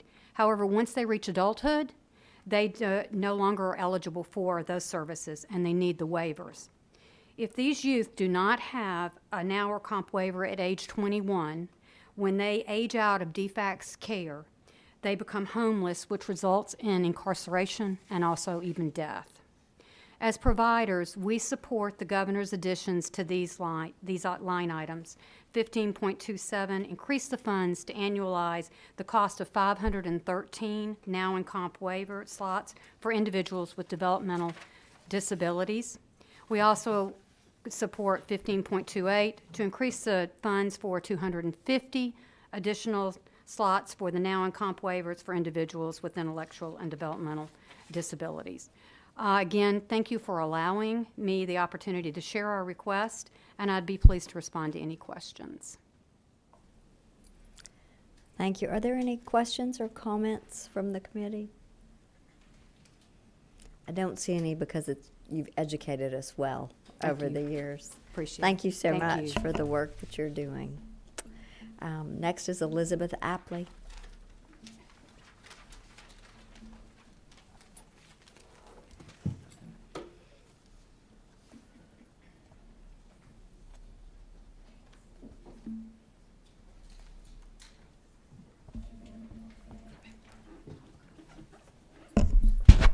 Thank you, Madam Chair. My name is Elizabeth Apley. I represent the Georgia Supportive Housing Association, Enterprise Community Partners, Georgia Advancing Communities Together, and Presbyterians for Better Georgia. To talk with you, the gentlelady that just spoke talked about homelessness and the consequences to people with disabilities who become homeless. And in fact, all of the people overseen by the departments that this committee has jurisdiction over are affected by homelessness. Veterans, people with disabilities, people with developmental disabilities, behavioral health and substance use disorders, seniors and youth. In fact, the data that was presented previously is that foster children who age out of care, 24% of them end up homeless by the time they are 21. And so we appreciate the hard work of the department that has created an excellent program to address that population of homeless people with severe and persistent mental illness who are cycling through the criminal justice system, the state hospitals, and the emergency rooms. This program, as you know, was created under the Department of Justice settlement agreement in 2010, and this portion that obligates the department to serve that target population of 9,000 people remains unfulfilled. We're presently serving, according to the commissioner's numbers, a little under 2,000 people in that category. And as has been said earlier today and in many other hearings, this is the most expensive and least effective way of housing people in jails, in hospitals, in emergency rooms, and bringing them no closer to having a home and reaching recovery. So we remind the committee that at the outset of the pandemic, this program was cut by 24%, a cut of over $6 million, $6.4 million. This committee, we are grateful, served to increase funding to that program by $3.4 million last year, and we urge you to significantly increase funding to that program in order to exit the settlement agreement and house people who are homeless now with severe and persistent mental illness. And so we're asking for 500 more of the vouchers under the Georgia Housing Voucher Program. This is bolstered by recommendations of the Senate Study Committee on Unsheltered Homelessness, as well as recommendations of the Behavioral Health Reform and Innovation Committee, particularly the Mental Health Courts and Subcommittee chaired by Chief Justice Boggs and his Familiar Faces Advisory Committee that looked at this population of people who are the 1% top users of these bed spaces, these expensive bed spaces. They are twice as likely to be rearrested, spend half as much time back in the community. They are homeless. They have substance use and mental health issues that are not being addressed with this very expensive and tragic cycle. We also urge you to consider increasing the size of the voucher subsidy by 10%. This is a recommendation of the Department of Behavioral Health and Developmental Disability Share Committee because this is a very tight housing market, and we know there are people with vouchers out there that they can't convert into tenancies. And also to increase or provide a landlord incentive of 1 to 2 months of pay to the landlord to cover that time period when the tenancy is being approved, small repairs are being made in order for that unit to pass inspection, to compensate and incentivize landlords to participate, and to further add funding to make sure that all voucher holders, those who have not been able to convert their voucher into a tenancy and those who are in housing, have a support person, have a case manager. It's critically important, and the research shows that those case managers are effective in reaching landlords, in helping these very vulnerable people to get an apartment, and once they're in that apartment, to connect them to services and to keep them stably housed. And finally, we urge you, again, with the recommendations of these expert committees that are working to increase funding for the SOAR staff. These are the people who connect this homeless population with benefits that they're entitled to: Medicaid, Medicare, SSI, SSDI, and most critically, initially, to get them the ID they need in order to access benefits, jobs, health care, and the like. We appreciate your generosity in the past, and we urge you to act on this in the '24 budget. I'm happy to answer any questions. Are there any questions or comments from the committee? Just to clarify, I know you said several things came from the Innovation Commission, but also were there some DBHCD ones that you said? And so if that involves the housing, and I know they want more, but they didn't come up with any of the ways for us to, where to get that money necessarily. Where to get the money? Yeah. That's a good question, Madam Chair. Isn't that true for all of these? It is. It is. Some of you So know the I have a share miracle sort of, thing that I pray for all the time. But let's see if you've got some ideas for us. I would say that if things were not siloed, the savings from the prisons, the jails, the medical hospitalizations, the emergency rooms would more than cover the cost of these vouchers. The department tells me that the vouchers cost about $750 a month, plus $3,500 a year for the supports and bridge funding. Mm-hmm. So this is a lot less expensive than what we're paying to incarcerate or to hospitalize these people, and none of that brings them any closer to recovery. Right. Okay, well, I'm not seeing any questions. So thank you, and thank you for leaving us with this information here that we could Thank you, Madam Chair. dig into. Appreciate it. Next. I'm sorry. Representative Donahue? Let's see, did we punch him? You're good. Okay.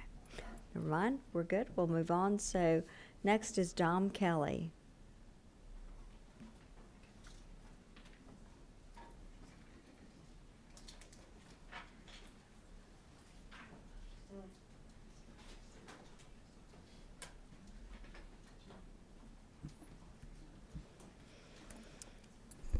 Good afternoon, Madam Chair. Good to see you. Thank you all. My name is Dom Kelly. I am the president and CEO of New Disabled South. We are a disability rights organization based here in Atlanta and working in 14 states in the South.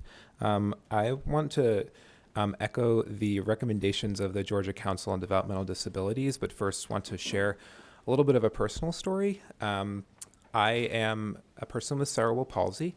I am one of a set of triplets, and I was born 3.5 months premature, spent the first few months of my life in the neonatal intensive care unit. And when I was able to go home, as you can imagine, my triplet brothers and I required care in our homes. My parents relied on Medicaid to be able to provide that care to us. My dad had a decent paying job in private healthcare as a police officer. My mother stayed at home. She actually would take us to the Capitol, just like I'm doing right now, to advocate for us. But she stayed at home with us, and they still relied on Medicaid to receive the care that we needed in our homes. So I do this work because of my own experience and the experience of my family. And we are in a crisis. It is a crisis that people have to wait for years to get waivers, to get the care that they need in their homes and in their communities instead of institutions. Today, I spoke to a mother whose daughter was on the now comp waiver list for 19 years. That is unfathomable, and unfortunately, quite common. Caregivers, workers, and otherwise want to be able to live full lives, as we all do. They don't want to have to leave the workforce or work 2 to 3 jobs just to make ends meet. They shouldn't be forced into nursing homes and into institutions. I actually think of the late Lois Curtis, who fought for the right of people with disabilities to be in community right here in our state of Georgia. Unfortunately, while people wait for waivers, they're being forced to live outside of community, and unfortunately, we are not living up to our legacy of this in this state. I believe there is no longer an excuse to only fund a handful of waivers every year. At the current rate, the 250 additional slots on top of the 513 annualized, it would take over a decade to eliminate the current size of the waiting list. That's not taking into consideration that more people would be added onto that. The longer we wait, the longer people with disabilities and their families can be forced to live in poverty. And there's no longer an excuse to pay rates of $10 an hour. It should not take a pay rate study for us to know that $10 an hour is not a livable wage for anybody. $15 an hour, I believe, is a reasonable place for us to start, but nowhere near where we need to go. I believe our state has the money to do this, with the $65 million to fund 2,400 waiver slots and $90 million to increase the pay rate. That's $155 million. That's 2.5% of our state's $6 billion budget surplus. A recent AJC poll showed that 48% of taxpayers wanted the surplus spent on healthcare and education rather than receive their $250 refunds, and 8% wanted that money spent on both. We could also take the money if we increased taxes on cigarettes. I mean, there are ways to pay for this. We need the will to pay for this, to prioritize people with disabilities, their families, and the people who take care of them. So finally, I just want to say that I believe home and community-based services is a way for people with disabilities like myself and so many others to have control over our own futures. They are not special needs, they are human needs. We all deserve to be cared for. We all deserve to live among our families and our friends and in communities and live full lives. My organization is fighting for this, and we hope that you will follow the recommendations of GCDD, that we support a $15 an hour pay rate increase for DSPs and 2,400 waiver slots this year, so that we can continue to show people with disabilities in our state that we care about them and that we can get this done. So I'm happy to answer any questions. Are there any questions or comments from the committee? I am not seeing any, so thank you so much. Thank you very much. Thank you. Next, we have Callan Wells with Gears.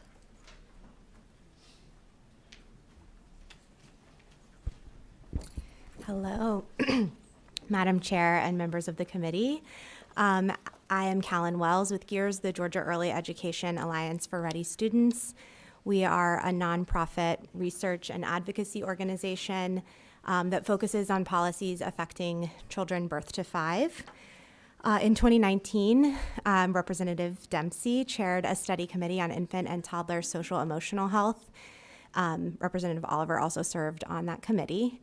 The committee found that young children who experience adversity, or what we call adverse childhood experiences, are at an increased risk for mental health concerns throughout their lives, as well as difficulty in school, difficulty in relationships, etc. And when we have services that are developmentally appropriate to respond to trauma that young children experience, we know that that has a lifelong impact for them. Over the last 4 years, as a result of that committee, we have seen a significant cross-agency collaboration to really support the mental health needs of young children who have experienced trauma and their families. In the last 2 years alone, we have trained 100 mental health clinicians in child-parent psychotherapy, which is an evidence-based therapy that focuses specifically on the child and the parent always together, because that caregiving relationship is really critical to healing after a child has experienced trauma. That funding was provided by the Department of Public Health and the Department of Early Care and Learning. And actually, among many mental health agencies, Highland Rivers in your county, Representative Dempsey, have participated in that training. But we know that we still have a lot of work to do to really ensure that mental health services are available for young children who've experienced trauma and their families across the state. Last week, an early childhood educator told me about a child who was exhibiting violent behavior toward his classmates in one of our most northeastern counties. And in looking for a mental health clinician who could provide developmentally appropriate services, we had to send them to Gainesville. And so we want to ensure that every county has access to these types of services. Infants and toddlers are the most likely to enter foster care and the least likely to experience reunification. And we know that when families have access to mental health services, their rate of reentry into the foster care is significantly reduced. Dr. Constantino from Children's told a committee that last week, the Public Health Committee. This year, the Behavioral Health Reform and Innovation Commission recommended ongoing funding for child-parent psychotherapy and other evidence-based models that support young children who've experienced trauma. And GEARS supports that recommendation. I provided a handout with the specific recommendations from the committee. I think it's time for us to really think about the next generation. We've done a lot of work responding to crisis, and we have an opportunity to really prevent very severe mental health concerns by focusing on young children during the most critical period of their lives when their brains are developing most rapidly. In those early years, children develop more than 1 million new neural connections each second, and their relationships and experiences actually shape those neural connections and that brain architecture. So when we really focus on healing during that time by providing positive experiences, supporting that attachment relationship, we can make a lifelong impact and really think about our next generation. So happy to answer any questions. And as always, I look forward to continue working on this in the coming years. Are there any questions or comments? Not seeing any. Thank you for the information you've provided us with. Yeah, too. thank you. Thank you. Next is Susan Boland-Butts, I believe. Good afternoon, everyone, and thank you so much for the opportunity to provide some public comments. I'm here on behalf of the Service Providers Association for Developmental Disabilities, or SPAD. We represent providers all over the state of Georgia who provide services and supports for persons with intellectual and developmental disabilities.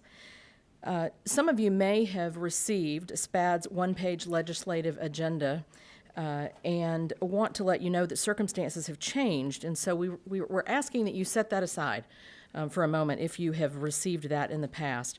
Commissioner Tanner has requested the addition, as you know, of $91 million to DBHCD's budget to support increases to the now and comp waiver rates.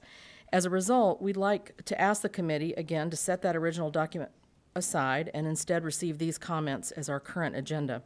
Further, I'd like to acknowledge that our revised recommendations for direct support professional pay differ from those presented by Darcy Robb with the Georgia Council a few minutes ago, although we were originally aligned, and we know that they would likely be aligned with our revised amount as well. So I just wanted to acknowledge that.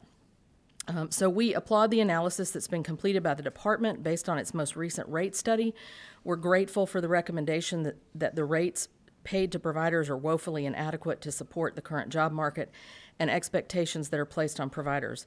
However, there are several key issues that we believe should be brought to light which cause providers some reluctance. The recommended $91 million is based on 2021 spending data, a year in which most providers were not operating at full capacity due to the COVID pandemic. We suggest that basing the analysis on a year prior to COVID, 2019 for example, would suggest a significantly higher and more realistic increase. The rate study on which this increase is based assumes an hourly pay rate of $15.18 for direct support professionals, those essential workers who are the foundation of all service delivery. This is not a viable wage, and SPAD believes this must be set at a minimum of $18.86, or the 75th percentile shown in the rate study, instead of the 50th percentile represented by the $15.18. Just to give you a quick example, I've been working in Gwinnett County for the last 15 years with the High Hope Center, and if you take a look at what rent cost in Gwinnett County, this is probably a low estimate, but something right over $1,100 for a one-bedroom apartment. At $15.18 an hour, that would require 49% of DSP's gross wages. The rate increases which are needed now are so high because Georgia has neglected these vital services for nearly 2 decades. The Now and Comp rate study has calculated the percentage increases on old rates absent consideration of the 5% and the 2% that the legislature approved in the last 2 years. We believe this disregards the legislator's desire and past commitment to provide increases. Finally, as a reminder, providers have realized an additional 10% in funding through the Appendix K waiver modifications approved during the public health pandemic. This funding is set to expire November 11th of this year. As Commissioner Tanner said, it's likely to be another year before these rates are effective. We know costs are not going to decrease between now and a year from now. Minimizing the increases now only keeps providers under-resourced going forward. I'd like to make some quick observations and recommendations specific to 3 key services that are offered through the Now and Comp waivers: community access and pre-vocational services. The proposed community access waiver rates incorporate a laudable idea to pay one rate for facility-based services, another rate for community-based services, and to tier reimbursement rates based on an individual's support needs. However, the proposal lowers rates below the existing rates, as much as $1 per quarter hour in some cases, for some individuals with lower support needs for both community and facility-based services. In so doing, we feel like we're robbing Peter to pay Paul. We're reducing rates for some individuals to fund higher rates for others, and that'll be unsustainable for a meaningful number of both rural and urban providers. Regardless of an individual's support needs or the setting in which a service is offered, providers are not able to recruit and retain a sufficient workforce at the current rate, much less a reduced one. We support the addition of tier-based funding based on individual acuity and recommend this be retained in any new rate model. Additionally, we ask that you please ask DBHCD to consider a percentage increase to recognize increased cost and inflation for both community access and pre-vocational services, and to not cut the rates for lower support needs persons as the rate study proposes. We further support the creation of a new community-based service with an allocation of new funding resources, not by decimating existing services for some individuals and destabilizing a meaningful part of the provider community. Supported employment. We also have meaningful and important concerns related to the rate model's impact on supported employment, a subject, Chair Dempsey, that we know you are most interested in. We are working to gather more data and information to help us craft a solid solution to address our rate model concerns with employment. I hope we will have a reasonable and viable solution to you by the end of the week. We will attempt, additionally, to get the specific cost of the other items I have addressed to you as soon as possible. We also know that DBHDD, along with the Commissioner, are still in the process of reviewing all of the responses that they received to the rate study. And that even he has suggested that there might be some additional increases that are indicated once they've reviewed those comments. And we ask that there be time for them to do that and the possibility of them coming back with additional request, additional increase request. So in closing, we urge the committee to support the addition of the $91 million to DBHDD's budget as requested by the Commissioner, and to also support the inclusion of additional dollars to address the items that I've noted today. Thank you. Thank you. Are there any questions or comments? Not seeing any, I want to tell you how much we appreciate SPAD and all y'all have done. I know it's been a lean and hard time right now, so thank you Indeed for it taking has. care of people. Thank you. Next, we have Chairman Rob Pitts with the Fulton County Government.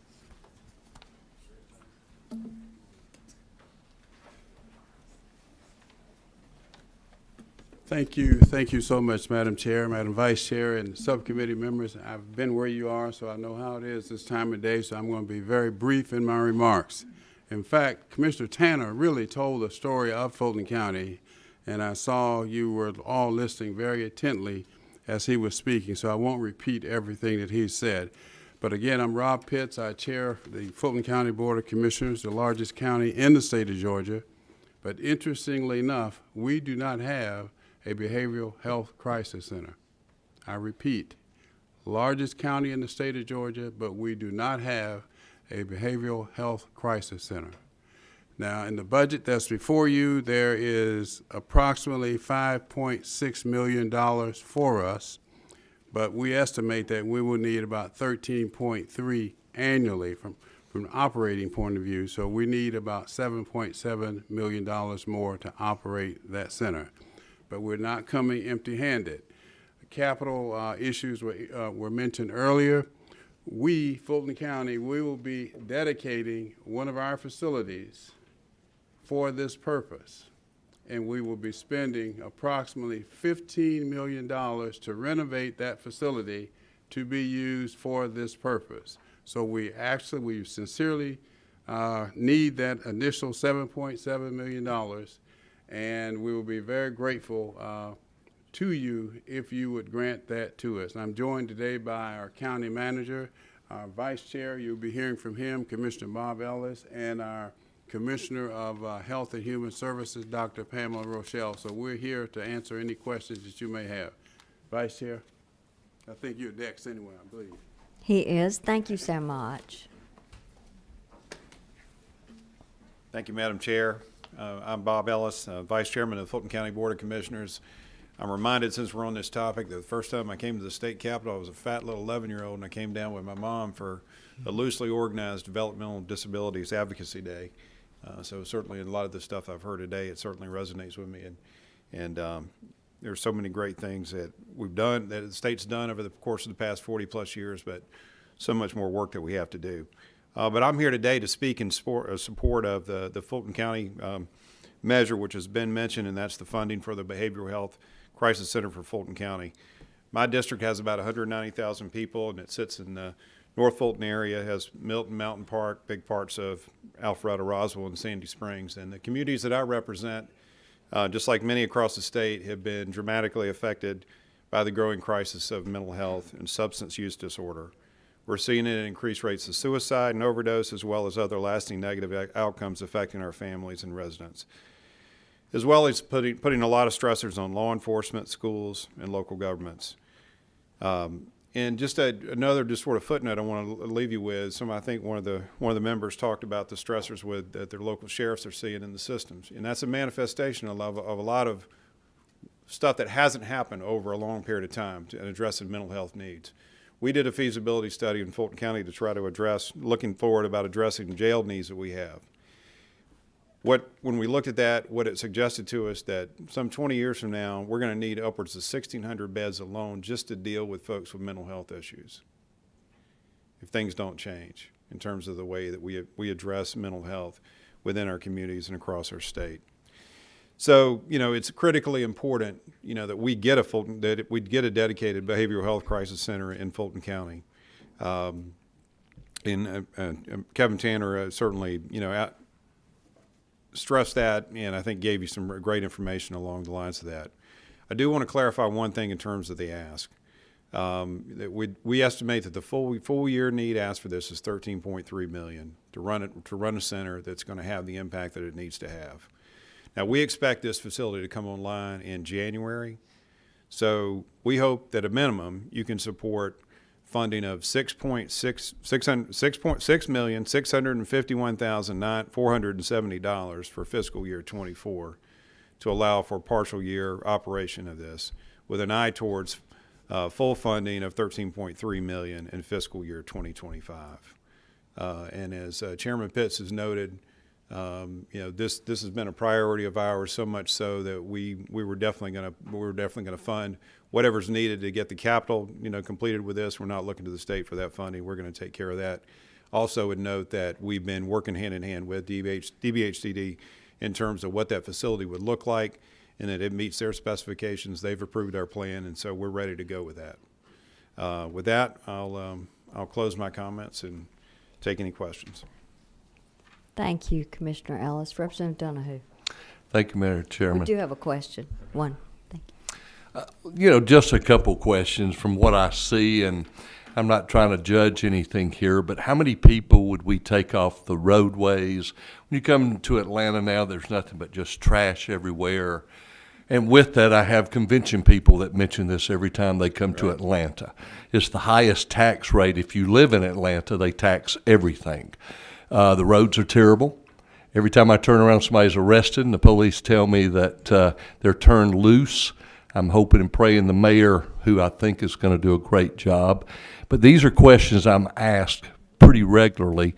And with this, I understand the need here, as I asked Commissioner Chairman Tanner, and I've known him for a long time, and I believe he's going to help, fix a lot of our problems.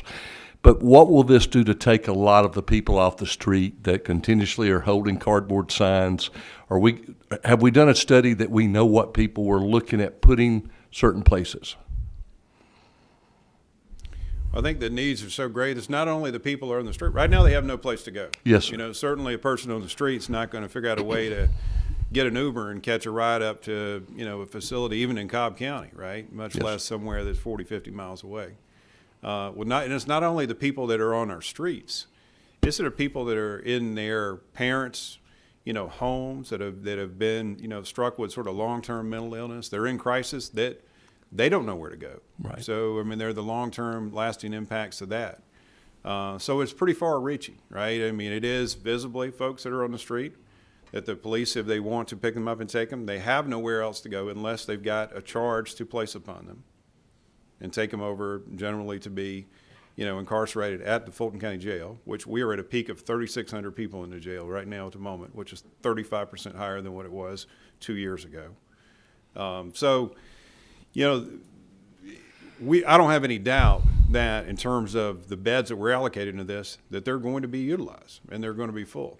To try to quantify what the actual impact of that's going to look like, 2 years from now, as we go down MLK, as I drive down that just like you do, that's hard to tell. But certainly I think it's going to look a lot different. If we have these types of facilities in place for Fulton County, and then throughout the course of the state, because I also think that a lot of times people wind up in the metro area because it becomes an easy place to get to, because I think that they think they have an opportunity and something there's for them, and then they become trapped. Well, thank you. And I know just questions I have asked all the time, and I agree with them. And I said, when I have the opportunity, I will ask. And I do thank you, for the answer. Thank you. Thank you, sir. If I could ask you one, too, that brings up something, because I do have those huge concerns as well. So in Fulton County, in the city of Atlanta, which I know you're on the county, but is street camping, is it legal? Is it okay to do? And I am not, let me clarify this first of all and say, I am not advocating for any of these people to be arrested or taken to jail. That is not at all something that I think is the proper route. But is that legal? Is it something that we're just trying to act like, or that is trying to be considered not illegal? You're asking me a question. I do not know about what street camping ordinances are within the city of Atlanta. I can't give you a specific answer on that. How about in the county? Do y'all have any? Is it okay for people to just go to anywhere? Most of those things are going to be ordinances dealt with at the municipal level, and given that we're pretty much fully municipalized, Fulton County, it's going to vary city to city. Because I know it's a great concern. Many of us are here, some right intensely right now, but also in and out all during the year. And it's just heartbreaking. It's just heartbreaking to drive by any of our interstates or try to get anywhere at night and have people come up to your cars. I wish And there right would now, be a way. there are not great options for those folks that are certainly there with severe mental health issues. Well, I'd love to work with you on some that I have worked on previously, though, that are another alternative to between permanent supportive housing as well as certainly not incarceration, but some things that we could do to try to help. So at another time. We would welcome I'll just that. say that. I would welcome that too. Thank you. Thank you. I think next is Catherine Bassel. Is that right? Is Catherine part of y'all's team? Oh, sorry. Was there anything else from Fulton County that we need? Any other speakers? I didn't want to cut anyone off. Thank y'all so much, and thank you.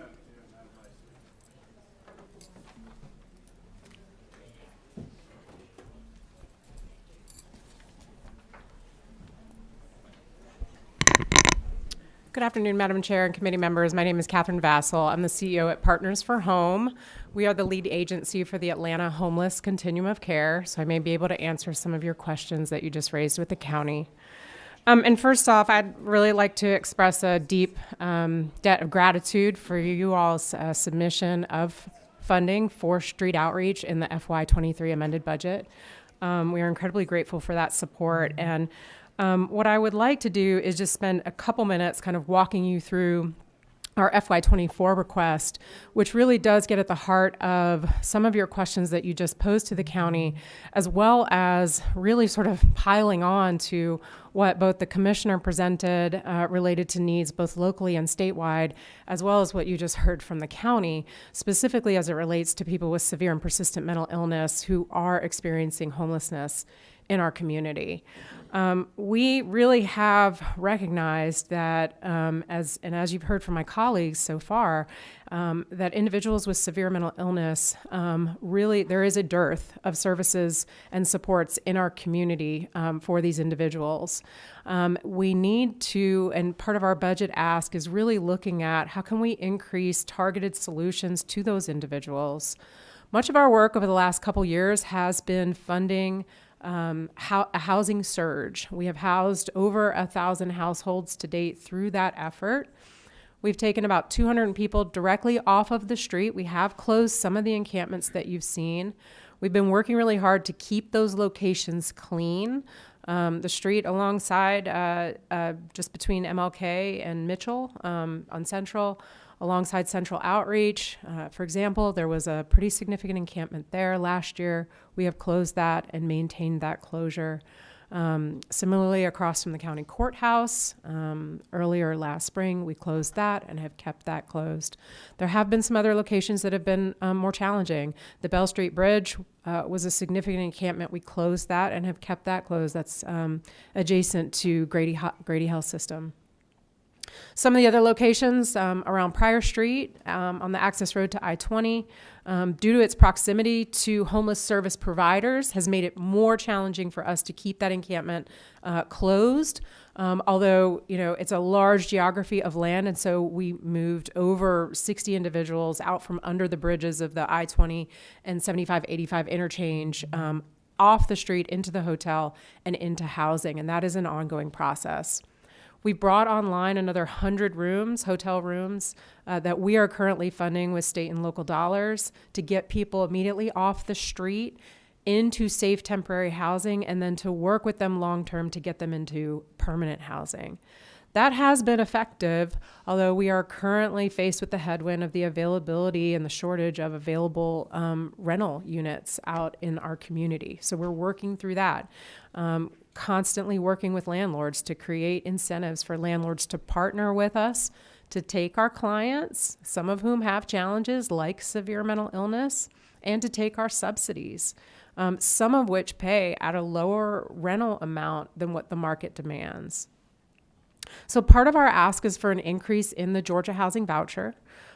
We're specifically asking for an additional 250 vouchers, as well as the necessary level of services to match the individual that's being housed in with the voucher.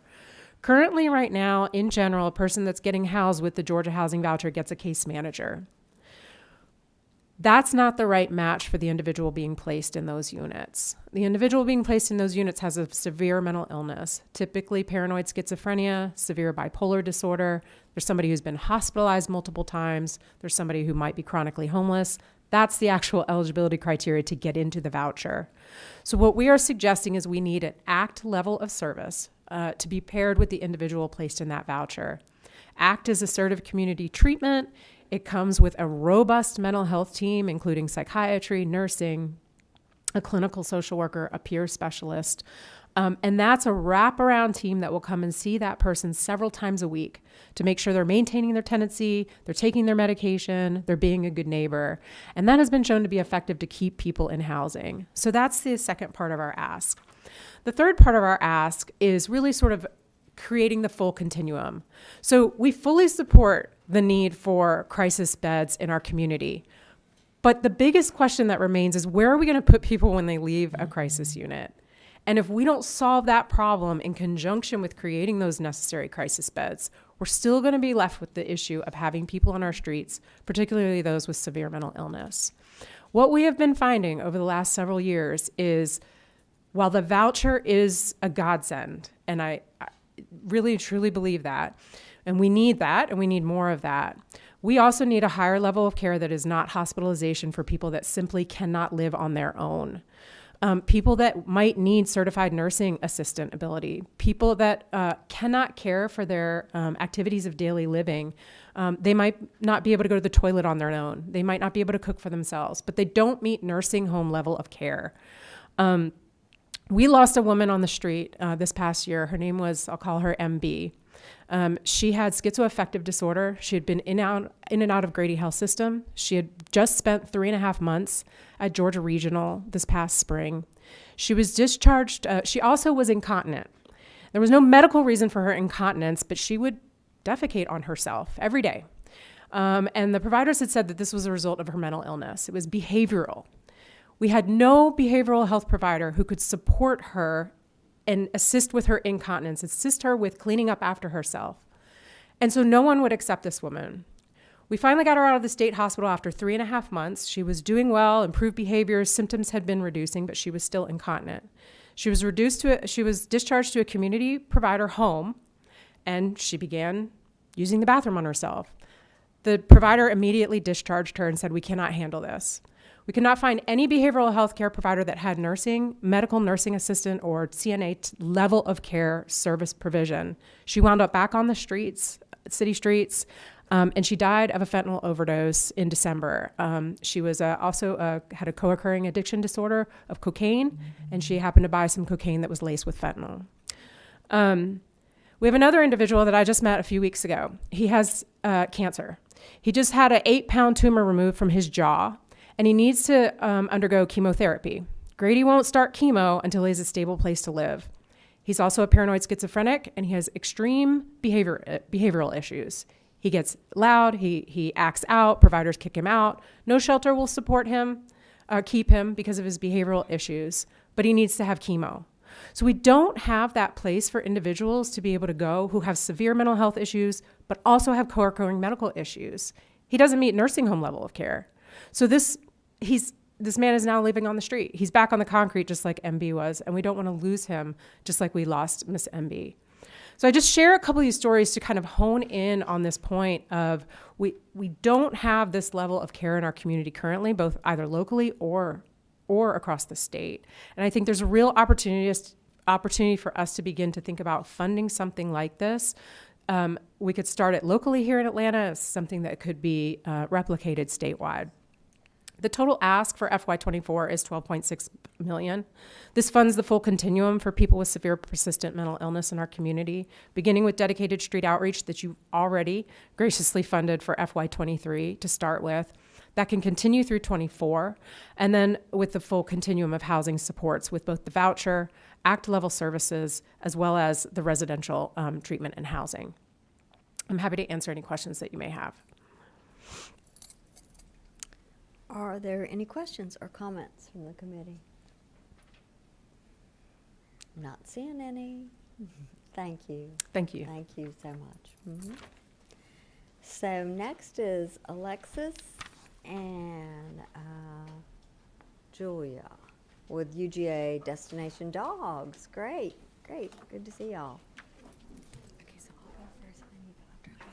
I just wanted to say thank you all for this time and the work that y'all are doing. My name is Alexis Zelwak, and I serve as our transition coordinator for Destination Dogs. Under my role, I oversee all of the career components, advocacy, GVRA partnership, person-centered plans, and assist with all the day-to-day operations with two of our other staff members. Destination Dogs is a fully inclusive IPSC program, so our students are taking courses with other UGA matriculating students, and then it is a 4-semester program, and you'll hear more from one of our fabulous students next to me, where they will receive a certificate in college and career readiness when they graduate. They have access to all UGA services, so that means health center, Ramsey, which is our gym, and then any other resources that our students that pay student fees would receive. We also are a fully individualized program, so our career also partners with our UGA courses, so our students are working with UGA faculty as well as myself to get them into internships and career experiences that will lead to competitive employment once they graduate. We also have the amazing support of 2 other staff members in addition to myself, as well as undergraduate mentors and interns that are either seeking graduate degrees or their undergraduate degrees as well. Some highlights of our program is we have been in actually 12 colleges, across UGA. We have partnerships across the state, but also really heavy partnerships within the community because our students are a part of the UGA community, but also the Athens community. We have a 93% employment rate across all of our graduates that end up in competitive employment. And then we also have an amazing partnership with the Career Center, and they actually have an alumni mentorship program where each of our students are receiving mentorship and expertise from someone that has graduated the university worldwide. And then when our students graduate, they can also enter the program and mentor other students at the University of Georgia. And then something that we actually had just started last fall is we now have a partnership with Greek Life. And so all of our students are included in Rush, just like any other Georgia student. And Julia can also talk more about that. But she did inclusive Rush, so that means she was a part of every process, just like any other UGA student seeking that. And then we are here to support GCDD and their ask for additional funding. They help us continue to provide support for students that are seeking meaningful credentials, just like we all have if we wanted to attend college. It also goes to growing our graduation rates and seeking employment for our students, and then also enhancing the lives of the communities around us. Most of our students have stayed within the state, and so tracking our alumni and the employment that they are providing back to the state is something that would really help all of us, since we are a small staff program, and so we really rely on them for support and guidance to complete serving our students. And then lastly, our fully inclusive program has provided inclusive opportunities that didn't exist for these students or families at all. They graduate with a certificate in college and career readiness, develop employment networks, lifelong connections, just like we all have, and paths that they created with our program, individualized to be successful and have competitive employment, just like we all do. And I will turn it over. Hi, my name is Julia Nazarowski, and I'm in my second year in Destination Dogs at UGA. My area of interest is sports hospitality, and I am taking inclusive courses at UGA with all of the UGA students. And I am a member of the sorority Kappa Kappa Gamma, and rushed last fall. I am one of the first UGA students in the program to be able to be a part of this process and the inclusive Greek life model. I am currently exploring careers within my Intro to Hospitality course and career with Alexis. I am going to be applying to work and be paid with UGA athletics and hospitality. In my classes, sororities, and career, I have all of the opportunities alongside my peer mentors and friends at UGA to be involved on campus, go to Ramsey Student Center for the gym, and use all the campus resources through Destination Dogs. I also have a UGA mentor through the UGA mentorship program, and she is an alumni of UGA. I have the opportunity to learn from her firsthand experiences with sports and athletics. This program has given me the opportunity to be a college student in a fully inclusive environment where I can get to meet new people every day, grow my network for my career, and become the person I want to be, paving my own way for employment when I graduate in 2024. Go Dogs. That is wonderful. Are there any questions or comments? So I'm going to have to make one. I'm going to have to make one. Because I was a Bulldog. I was in a sorority, not a Kappa. But I know a lot of girls that are there right now that are Kappas. And I have heard some really good things about you. So thank you. And I think we have another comment right here. Rosamund Mathiak. Thank you. Thank you, Madam Chair. You know I can't pass up a dog. That's just great. I'm excited about this program, too. This is my first experience in hearing about it. So thank you for being here today, and thank you for your tenacity to sit and wait through all this testimony. I'm proud that you're here today. Thanks. Thank you. Thank you so much. Y'all keep doing good things. Next up, I think we have a group from Citizens Advocacy maybe. Katina, and then there may be some others, I think, maybe. Good evening, and like with everyone else, we're going to make this quick so that you all can go home. But we do want to say thank you to you for your time and your support and for taking the time to hear us. So Rufus is passing out some folders, and in the folders there's some material. On the left side is a booklet of stories from all the citizen advocacy programs in Georgia. And behind that you'll see the cover page, you'll see a couple of pictures. We've got two cool guys. In one of the pictures, one is sitting and the other one is standing, and their story you'll find, their brief story you'll find in the package as well. So if you will allow us real quick, I'm just going to say a few words about citizen advocacy. Got a couple of advocates and a protege that's here with me, and then we'll say why we're here and say thank you and good night. So citizen advocacy is a nonprofit community-based organization with the movement of citizens committed to a relationship between a person with a disability and a person without a disability or in a particular circumstance. It is between valued, competent, and resourceful individual citizens and individuals who are socially devalued in our culture, usually because of a physical or mental impairment. Citizen advocacy recognizes this and brings the person with the developmental disability who is being devalued to the attention of a citizen who will respond to the person's interests and needs through a freely given relationship that lasts a lifetime. Through a circle of trust, volunteer citizen advocates have been addressing the needs and interests of people with developmental disabilities for decades. Most people with disabilities face circumstances in their lives that can be described as oppressive because of this, advocates have stood by and with the person who needs someone in their life. With the support of citizen advocacy, advocates strive to understand and represent the interests of a person who is at risk of social devaluation as if those interests were their own. For over 45 years, citizens have responded to the call by becoming representative payees, protectors of legal rights, adoptive parents, a friend, a monitor, and allies. Advocates have reunited families, shared their home, found suitable and safe housing, and secured employment, helped access good health care, and much more.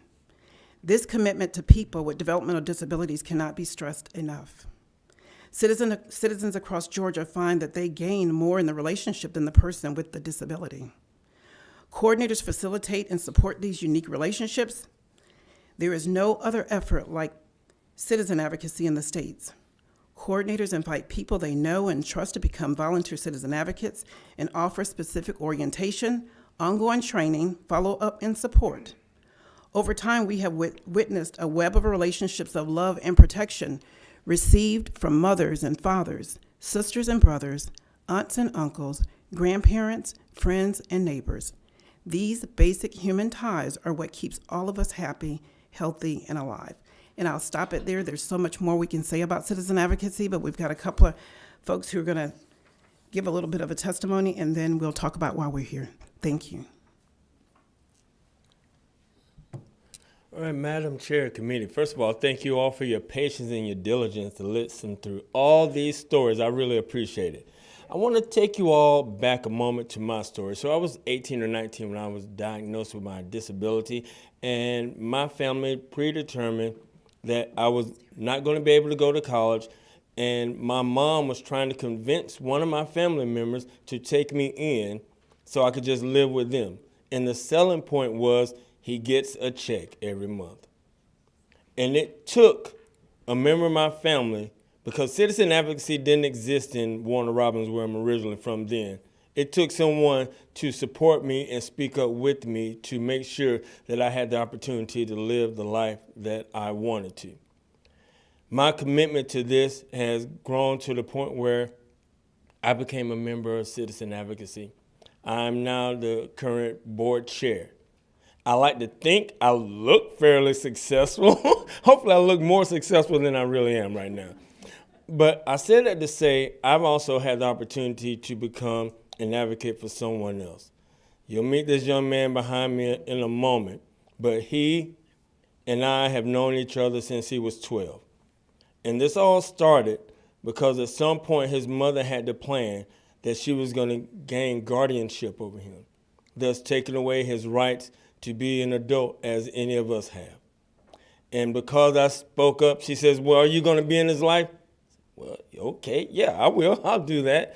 And our advocate-protege relationship has grown to, we've been adversaries at time when he wanted to do something. I said, okay, think about it. I don't know if we want to do that. To I've actually had the pleasure of hooking him up. Now he has a girlfriend and he's looking for a job. So this goes well beyond just the partnership that you would think. We're friends now, and we do what friends do. We hang out.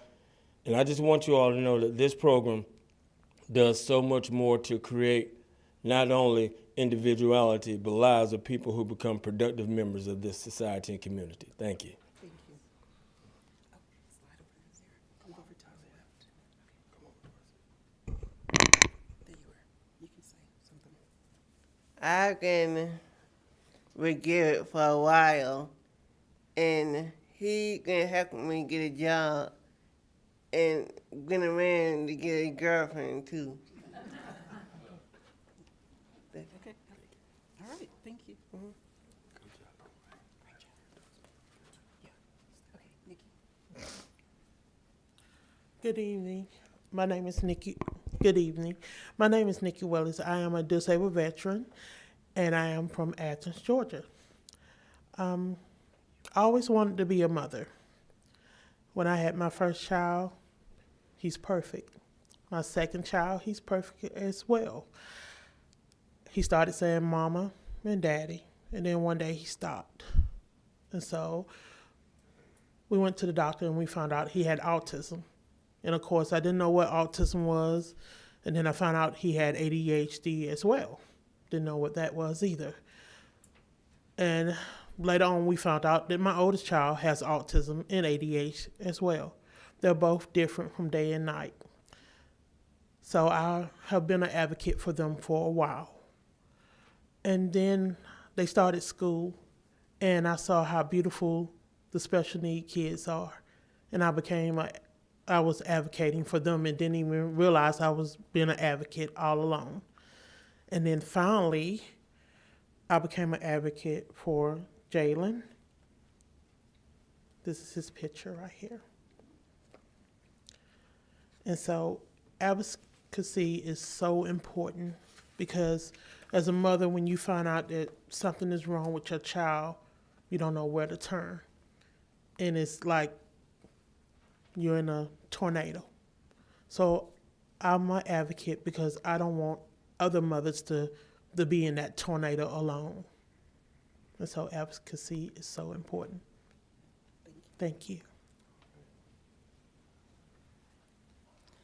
Our final words real quick. So our founder, Dr. Wolf Wolfensberger, founded Citizen Advocacy over 45 years ago, and he was in a room with a bunch of parents who were worried about what's going to happen to my son or daughter when I'm no longer here. And so he thought that, what about citizens? What about competent people that were able to stand beside someone who, and build those networks that we just talked about? So we're here to ask for, we're in the budget right now. We receive our funds are funneled through DBHDD. We're in the budget with $200,000, and we were once at DCA and we were receiving $224,902. When we were switched over to DBHDD to another agency, we've only been receiving $200,000 for the past 3 years, so we've lost about $75,000. We're here today to ask you to for an additional $200,000, which would give us $400,000 for fiscal year 2024 and going forward. These funds would be used to restore the citizen advocacy programs, strengthen them, and to grow them statewide. Citizen advocacy is a unique thing that I've been a part of for 17 years, and we've got many stories to bear witness of that. You all have folders, and inside your folder, on the second page, you'll see, on that third page, you'll see the request of what we're asking for. Thank you. Thank you so much, Katina, and thanks to each of you who have come today. Yeah. Your stories are so important, and I appreciate you so very much. Are there any questions or comments? We do have one from Chairman Mathiak. Thank you, Madam Chair. How many families have you served over the years? Can you ballpark it? I can't. You sound so successful, and you sound so caring and moving forward. So, how many about? Honestly, thousands. We have brought together thousands of people in relationships because we've been around for 45 years, and we were once in 9 cities, and right now we're currently in 5. Wow. Thank you. Thanks for being so patient, too. Appreciate it. Thank you. Yes, especially thank y'all for waiting around. I know there's been a lot to listen to, but we appreciate you. And each of you out there, we're going to wait. We're going to hear from all of you, too. So, thank you. Yes, thank you. Next up is Miles Henderson.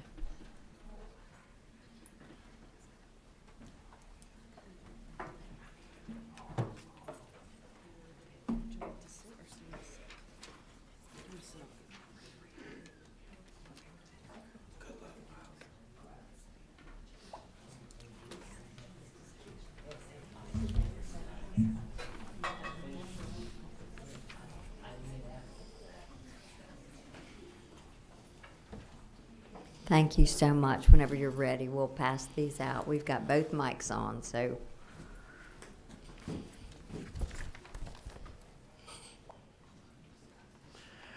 Good afternoon, community member. My name is Miles Henderson, and I live in Chandler, Georgia. Thank you for allowing me to talk with you today.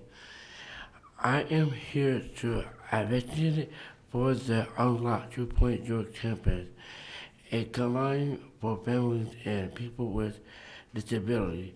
I am here to ask this community to support 2,400 new .com waiver in the by a 2024 DBHDD budget.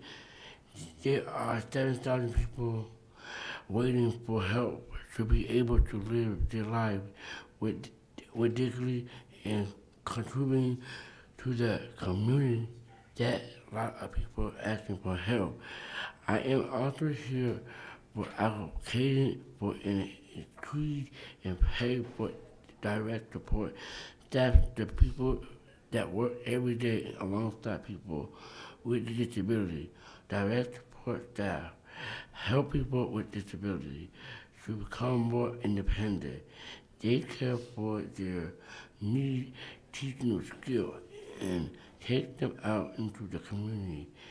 It's an important job that deserves more, a job that matters in this world. Please increase the pay to that rate in the IDD rate study report by DBHDD. And I'm here to allocate for the Weaver. I am currently on the waiting list. Getting the Weaver means I will have something to look forward to every day. If me, I won't feel indulged and lovely because I am now able to exchange with other, but most importantly, means that with help of others, I will be able to figure it out. What is important to me to survive, contribute to the community, and adding me to my life which everyone deserves. Please support the 2,400 new now come a Weaver in the TVAGD budget for 2024. Please increase the pay of direct support staff. We are counting on you. Thank you. Thank you, Miles. You're welcome. Thank you for sharing this story, and thank you also for providing it for us in writing so that when we go back and kind of see what all we can do, we have your story also for us. I believe we have a question or a comment from Representative Donahue. Madam Chair, thank you. Thank you for coming and telling your story. More. Can you hang on just 1 minute, Miles? Hang on 1 minute. We've got one more from Representative Cameron. Oh, I was just going to tell you, Miles, you did a great job advocating your position, and you ought to be very proud of what you did here today. And thank you for providing this also. You did great, Miles. Thank you. Thank you.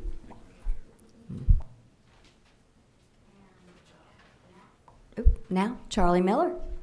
I'm going to leave my time and give it to other advocates.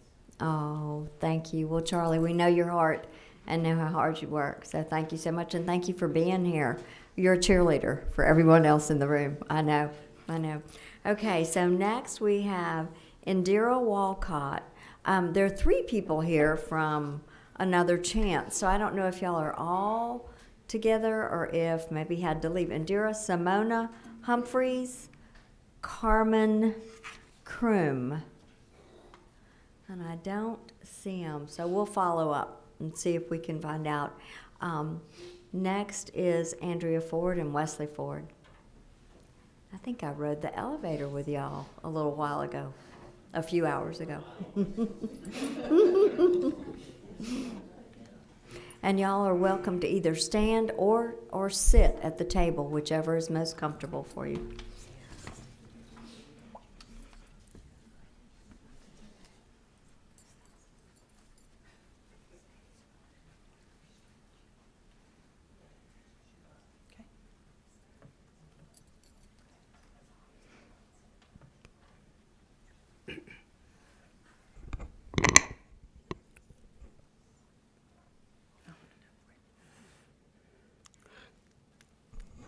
Thank you for the opportunity to speak to you today.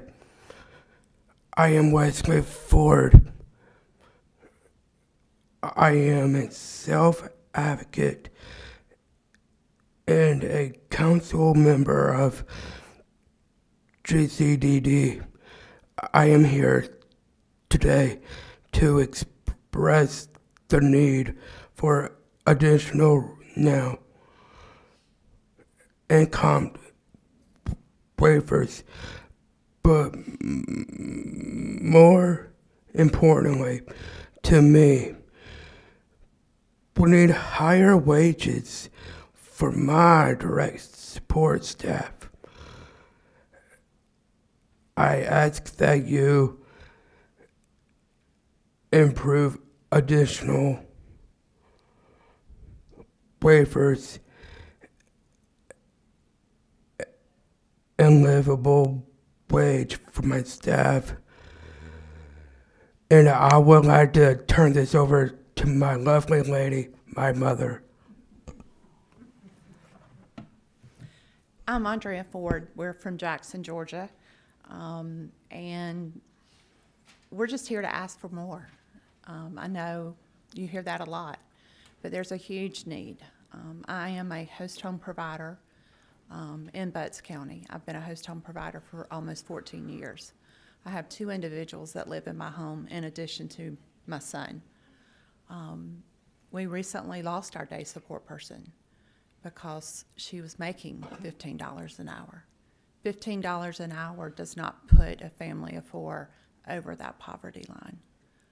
She had to go back to teaching. She left a 13-year career of teaching in the public school system to serve our guys in a program within Butts County and Newton County, a program without walls, a program that we created so that they are active in their community. They're known in their community as the Wolf Pack.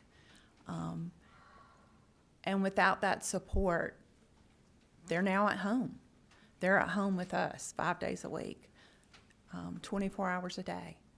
We can't get them out in the community. Our day programs, we recently took in a young lady from Rome, Floyd County Medical Center, that had been housed there in Floyd Medical Center for 8 months because the grandparents could no longer provide care for her. DBHDD provided no services for that child while she was in Floyd County Medical Center. There's no reason for that. There's no reason why she did not have services once she was able to leave the facility and was placed into our home.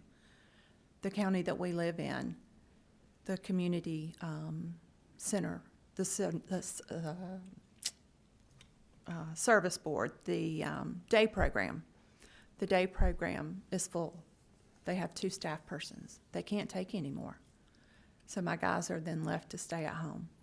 We're trying to provide services for them on our own. We can't do it. We can't do it. We cannot maintain 24 hours a day, 7 days a week.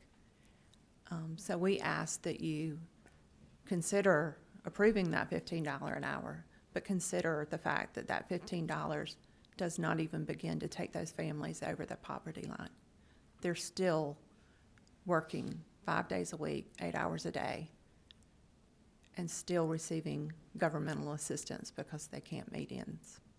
So that's our ask for today, right? Thank you. Thank you to both of you. I would like to say one more thing.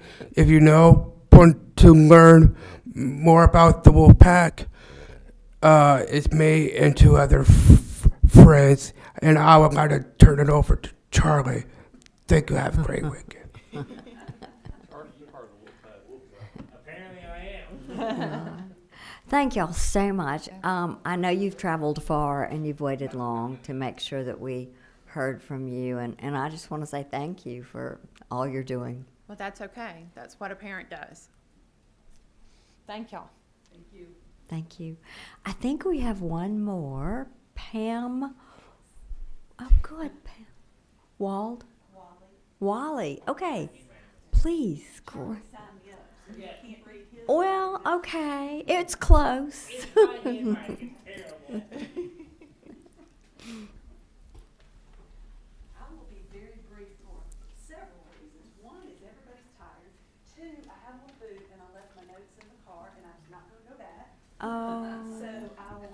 Just share your heart with us. I will share my heart. That's exactly my intent. My name is Pam Wally, and I am here with a couple of hats on. One is I am, as Darcy with GCDD mentioned earlier today, I was one of those family caregivers. I'm mom to an adult daughter who has disabilities, and I left my teaching career because I had to stay home and help take care of her.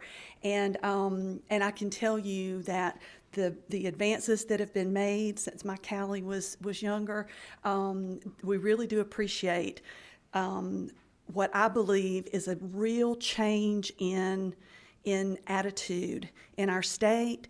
I don't feel like parents have to convince anybody in this part of Georgia anymore that what we're asking is important. We know that you hear us. And so I just, as a mama, I want to say thank you for that.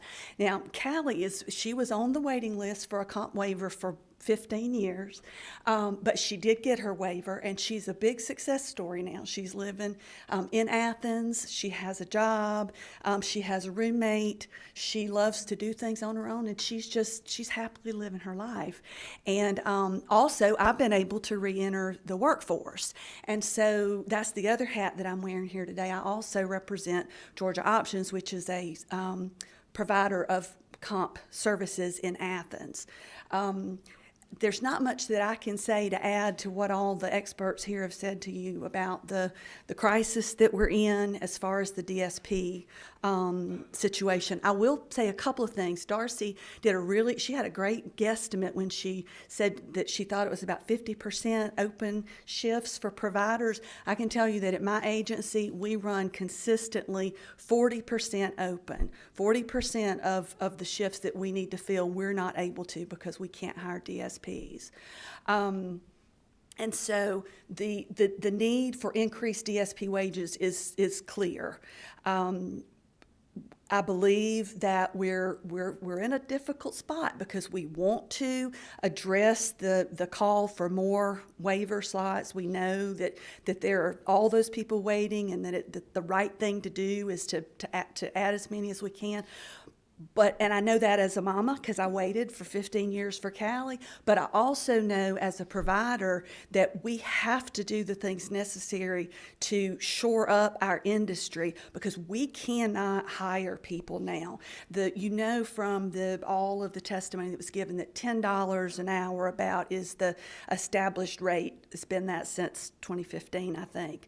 My agency has shifted things around, and we don't pay $10 an hour. We pay our DSPs $12 and $13, and some of our DSPs that have a little more responsibility, we pay up to $16 an hour, and we still have a 40% vacancy rate. So whereas I see the $15 an hour as a good faith move toward trying to move us in the right direction, I can tell you as a provider, it's not going to happen in Athens, Georgia.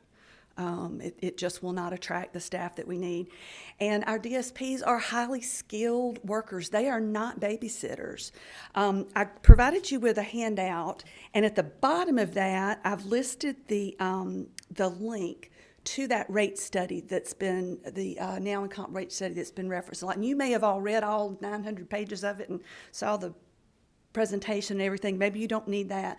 But in case you do, if you look there, you'll see all the different categories of careers that the rate study experts looked at to put together what does a DSP do. They are nutritionists, they are physical therapists, they do so many things, and they certainly deserve to have a living wage. So that's the first thing I wanted to address. The other is referenced in this handout, and that's a particular service that is covered under the now comp waiver, and that's LPN, skilled nursing services. Commissioner Tanner, and gosh, am I so excited to listen to some of the things that he had to say today. But I was really feeling his pain when he was talking about the difficulties that they had in the state hospitals with getting the nurses. Providers like Georgia Options that also, we have people that we support, our most medically involved people with intellectual and developmental disabilities who also have medical needs. They are vulnerable people. They need nursing services, and we can't find the nurses to provide that support. I've given you up at the top just my spiel about why it's important, but if you look in the center at the rates, the rate history there, the original published rate for the comp LPN service was $8.75 per 15-minute unit. And then over the public health emergency, there was an increase based on Appendix K that brought us up to $10. Then there was the 5% increase, thank you, that was approved by the legislature, and then a 2% increase that was raised. So we had gotten up to $10.71 per 15-minute unit that's reimbursable for our nursing services. Now, underneath that, you'll see the figure of $24.36. When the rate study was conducted, that's the rate that's being recommended for LPN services. You see, there's a huge gap there, and I'm thinking, well, no wonder I can't find nurses. We're with that kind of discrepancy. And we know that the rate study is going to provide relief. That's going to make a huge difference in how we're able to meet these needs. I'm here today because, as has been pointed out, we're not going to see that rate study money for, not the rate study money, but after the rate study goes through the process, goes to DCH, goes to CMS, all those things happen. It's going to be another year or year and a half before we actually realize those increases. In the meantime, not only are we, less than half of what the market average shows, as of 11/23, because the public health emergency ends and Appendix K goes away, we drop down to $9.37. So I can't hire nurses now. I certainly can't hire them at $9.33. Well, that's not the calculation there. So what I'm here to ask you to do is and that's the big blue part, is to please find a way that we can appropriate enough money so that providers who meet these LPN, these skilled service, we have people who need these services, we can keep going until the rate study comes through and DBHTD is able to get the rates in place that we need. People who need skilled LPN services, and I'll tell you that my daughter Callie is one of them. She has to be suctioned. She has to be assessed. She has seizures. She has lots of needs. We have other people we support too. But I can tell you, as the mama, it's the difference between life and death. It's the difference between her being able to live in her home and have her life. It's the difference between me being able to work. And so for Callie and for all the people, the comp recipients who get LPN services, I respectfully ask that you would recommend that there be money appropriated. And if I had been doing this longer and were more savvy, I could give you a number, and I can. But I do know this, DBHCD, we can go to the Medicaid, we can look and we can see how many LPN services were billed. We can see exactly what that number would need to be over the course of the next year to carry us over. So if I can find that out if y'all are interested, and I can get it back to you because people are really dependent on these services. And I appreciate your time, and I'm willing to answer any questions if there are any. Are there any questions or comments? We're just going to say thank you so much for all you're doing. I was in Athens this weekend at ESP, and there are just so many good things happening in your area, and I know how hard that whole community supports much of the work you're doing as well. So thank you. Thank you. Thank you so much. Y'all all travel safely. Hey, committee, we get to do this again tomorrow, okay? 2:30 in the appropriations room. Thank y'all for hanging in. We are adjourned.